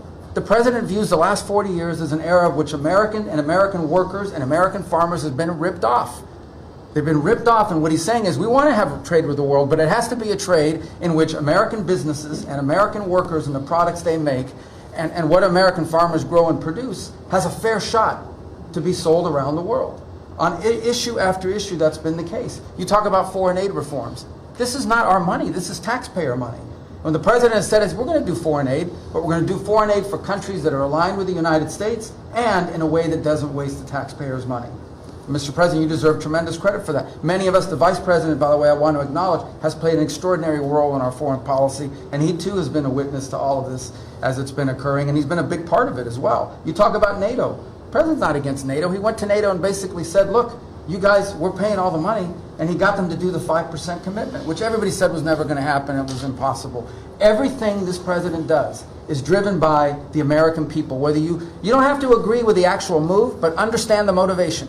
The motivation is always you, the American people, and what's good for you, for your family, for the country, and for our economy. But the president is also committed to peace in a way that all of us have seen. He achieved in Gaza, and he does it, by the way, not just because he hates war and he thinks wars are a waste of money and lives, but because he's the only leader in the world that can. No other leader in the world could have pulled off what happened in Gaza. And I can tell you, I can't get into the details. The Vice President knows what I'm talking about. That deal doesn't happen without the president's direct interaction with the leaders that were involved in this decision making. And everyone said that deal couldn't hold. And then the president shepherded through the United Nations of all places to get a global coalition of countries to line up behind the peace deal, behind the border peace. And it's still, every day is a challenge, but it's been driven personally by the president. It's the reason why we're involved in this whole Ukraine-Russia conflict. That's not our war. It's not the president's war. This war started, it never would have happened if you'd been president. But this war is going on, and the president is trying to end it, not because, listen, we got a million things to focus on in the world as a country, but he's the only leader in the world that can help end it. And that's why even as we speak to you now, Steve Woodcock is in Moscow trying to find a way to end this war, to save lives of 9,000 people, Mr. President, as you know, are dying every week. More people are dying a week in that war than have died in the entirety of the U.S.'s involvement in Afghanistan or Iraq. Just think about that, how bloody and destructive it is. The president's taken on this issue of Sudan personally, not send out deputies to do it. Again, far away from the United States, because he's the only leader in the world that can bring it about to an end, not to mention all the other peace deals, very dangerous ones like India and Pakistan, or Cambodia and Thailand. And so on all these things, Mr. President, I think you deserve tremendous credit for the transformational aspect of our foreign policy. For the first time in probably 4 decades, the American foreign policy is driven by what is good for America and Americans, whether it makes us safer and stronger and more prosperous. If it is, he's for it. If it doesn't, he's against it. And that sort of clarity is transformational. I close with this, and I know I'm last, so I wanted to be fast, but there was a lot to cover. I do want to say this is the most wonderful and magical time of the year. By that, of course, I'm referring to the college football playoffs. And I just want to say this as a point of personal privilege. And I'm a Florida Gator, but if the University of Miami gets screwed out of the college football playoffs after going 10-2 and beating Notre Dame, the whole thing should be scrapped, and you're going to have to take over it next year. Well, thank you all very much. It was terrific. I hope it wasn't too long, but it was very concise, and we've done a lot. This group has done a lot. Amazing. Everybody at this table has done a fantastic. And Susie, thank you for doing a great job as our Chief of Staff. First female Chief of Staff in the history of our country, which is pretty amazing when you think of it, right? And she's the best. Thank you very much. Great job.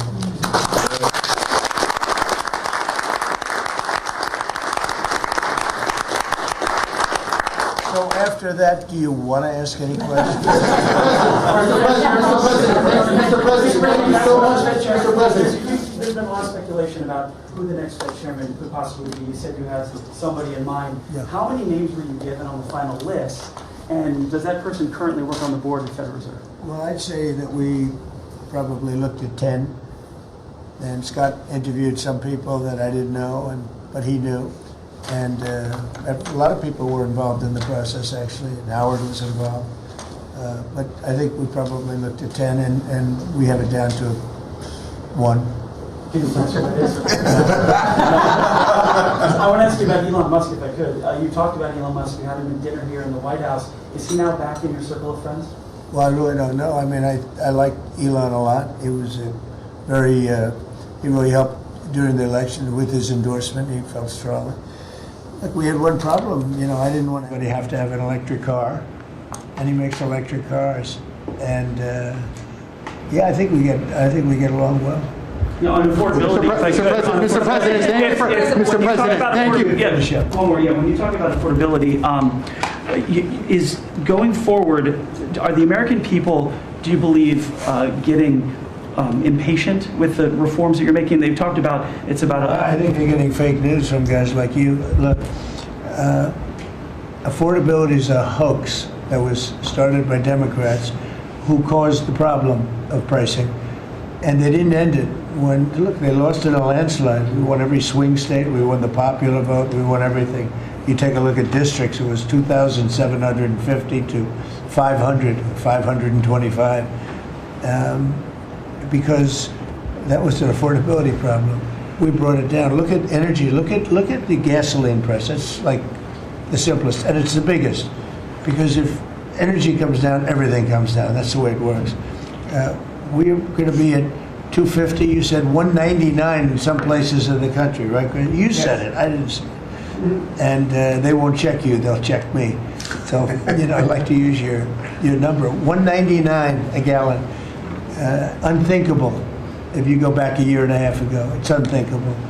So now we're bringing the prices down, way down.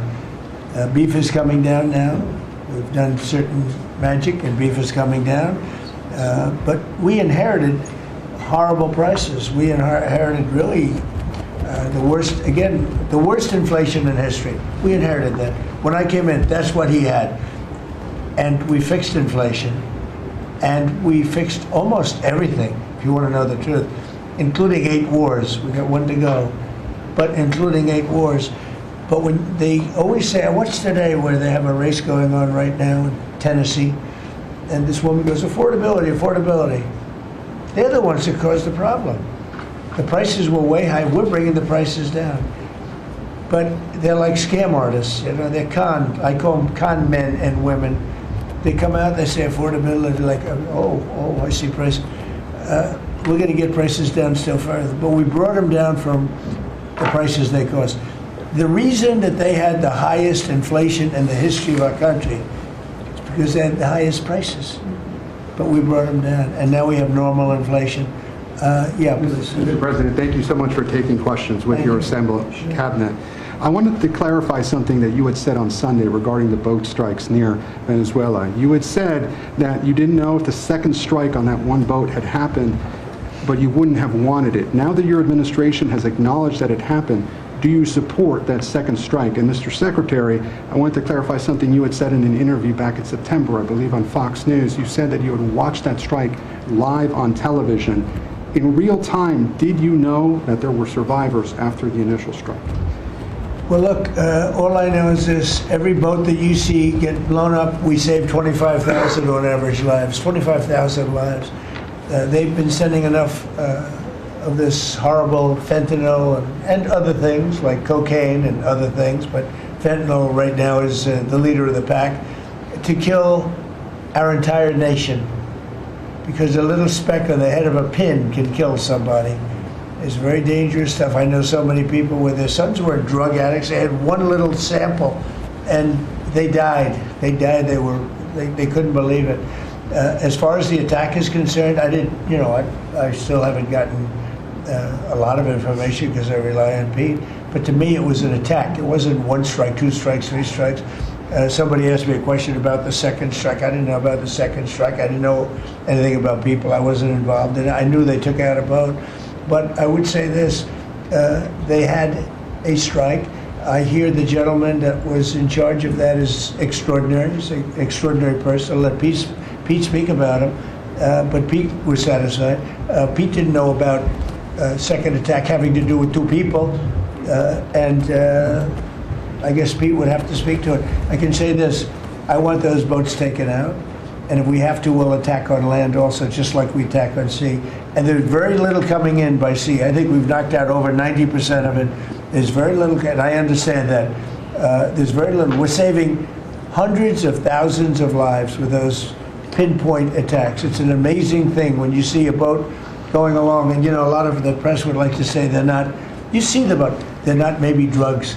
You see these boats. First of all, who has 5 engines on the back of a boat going in weird directions and loaded up with lots of white containers? They're bags of things. No, they've done an amazing job, and Pete has done an amazing job. Pete, you could probably better answer the question. No, you're spot on, sir. I think you got to start with the baseline, which Marco laid out, everybody's laid out. We've got 20 million people invading our country over 4 years. We don't know where they're coming from. That includes Tren de Aragua and cartels and violent criminals. They bring drugs, and you mentioned it, Mr. President, poisoning, an intentional poisoning of the American people, killing hundreds of thousands of Americans. So the president had the courage to designate these cartels as designated terrorist organizations. Now, a number of us here served in the military and spent 20 years fighting terrorists like Al-Qaeda and ISIS on the other side of the world. How do you treat Al-Qaeda and ISIS? Do you arrest them and treat them, pat them on the head and say, don't do that again? Or do you end the problem directly by taking a lethal, kinetic approach?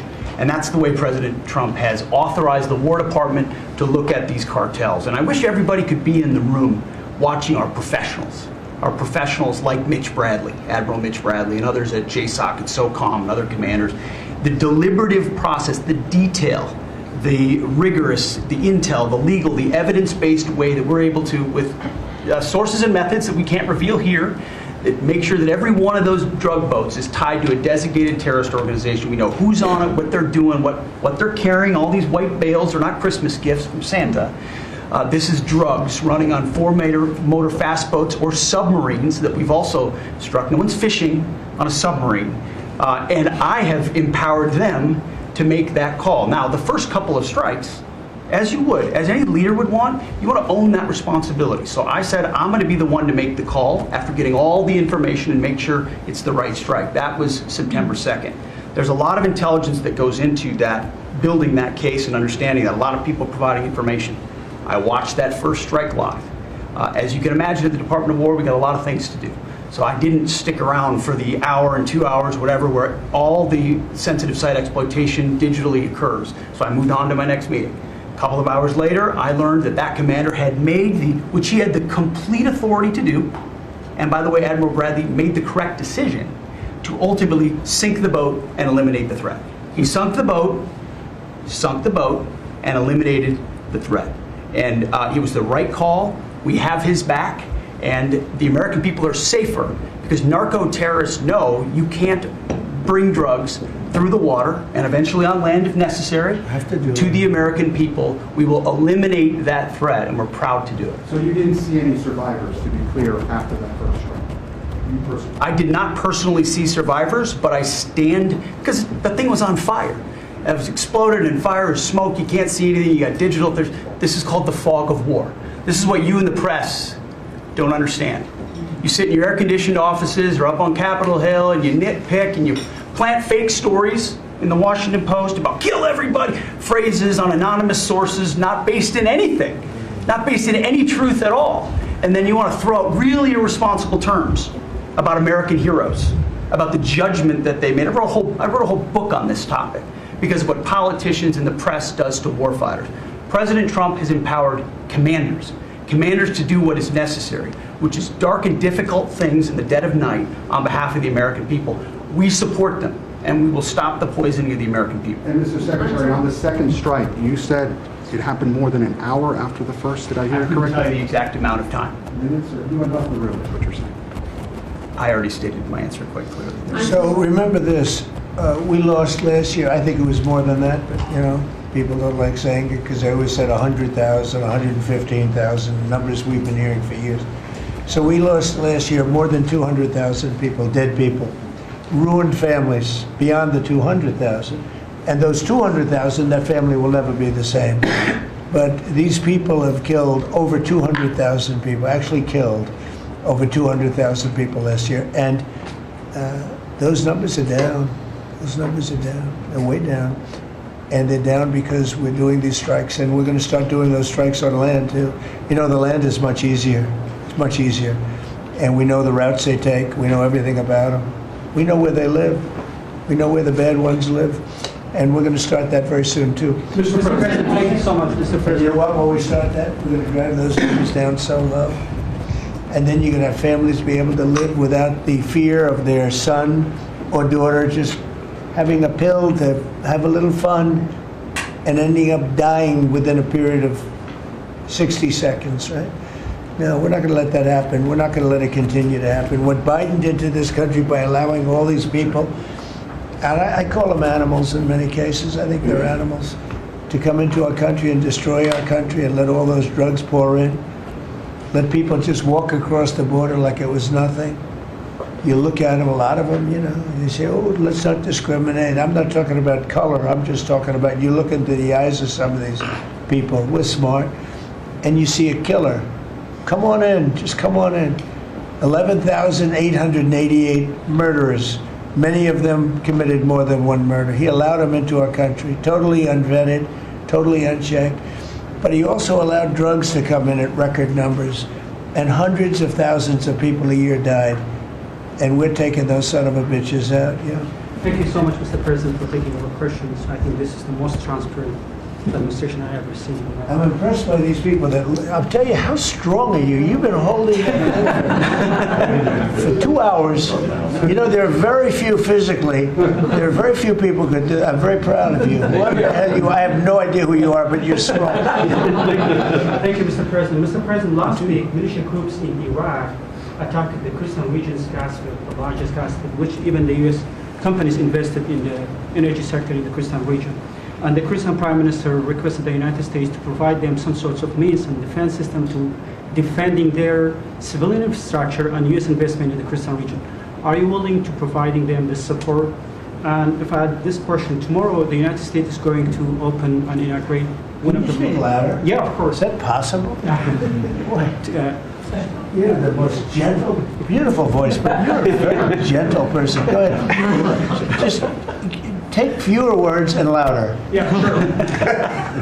I will repeat my first question. Last week, the Iraqi militia groups attacked one of the largest gas fields in the Kurdistan region of Iraq, which even the U.S. companies have invested in these gas fields. Yeah. And then, are you from Iraq? I'm from Kurdistan.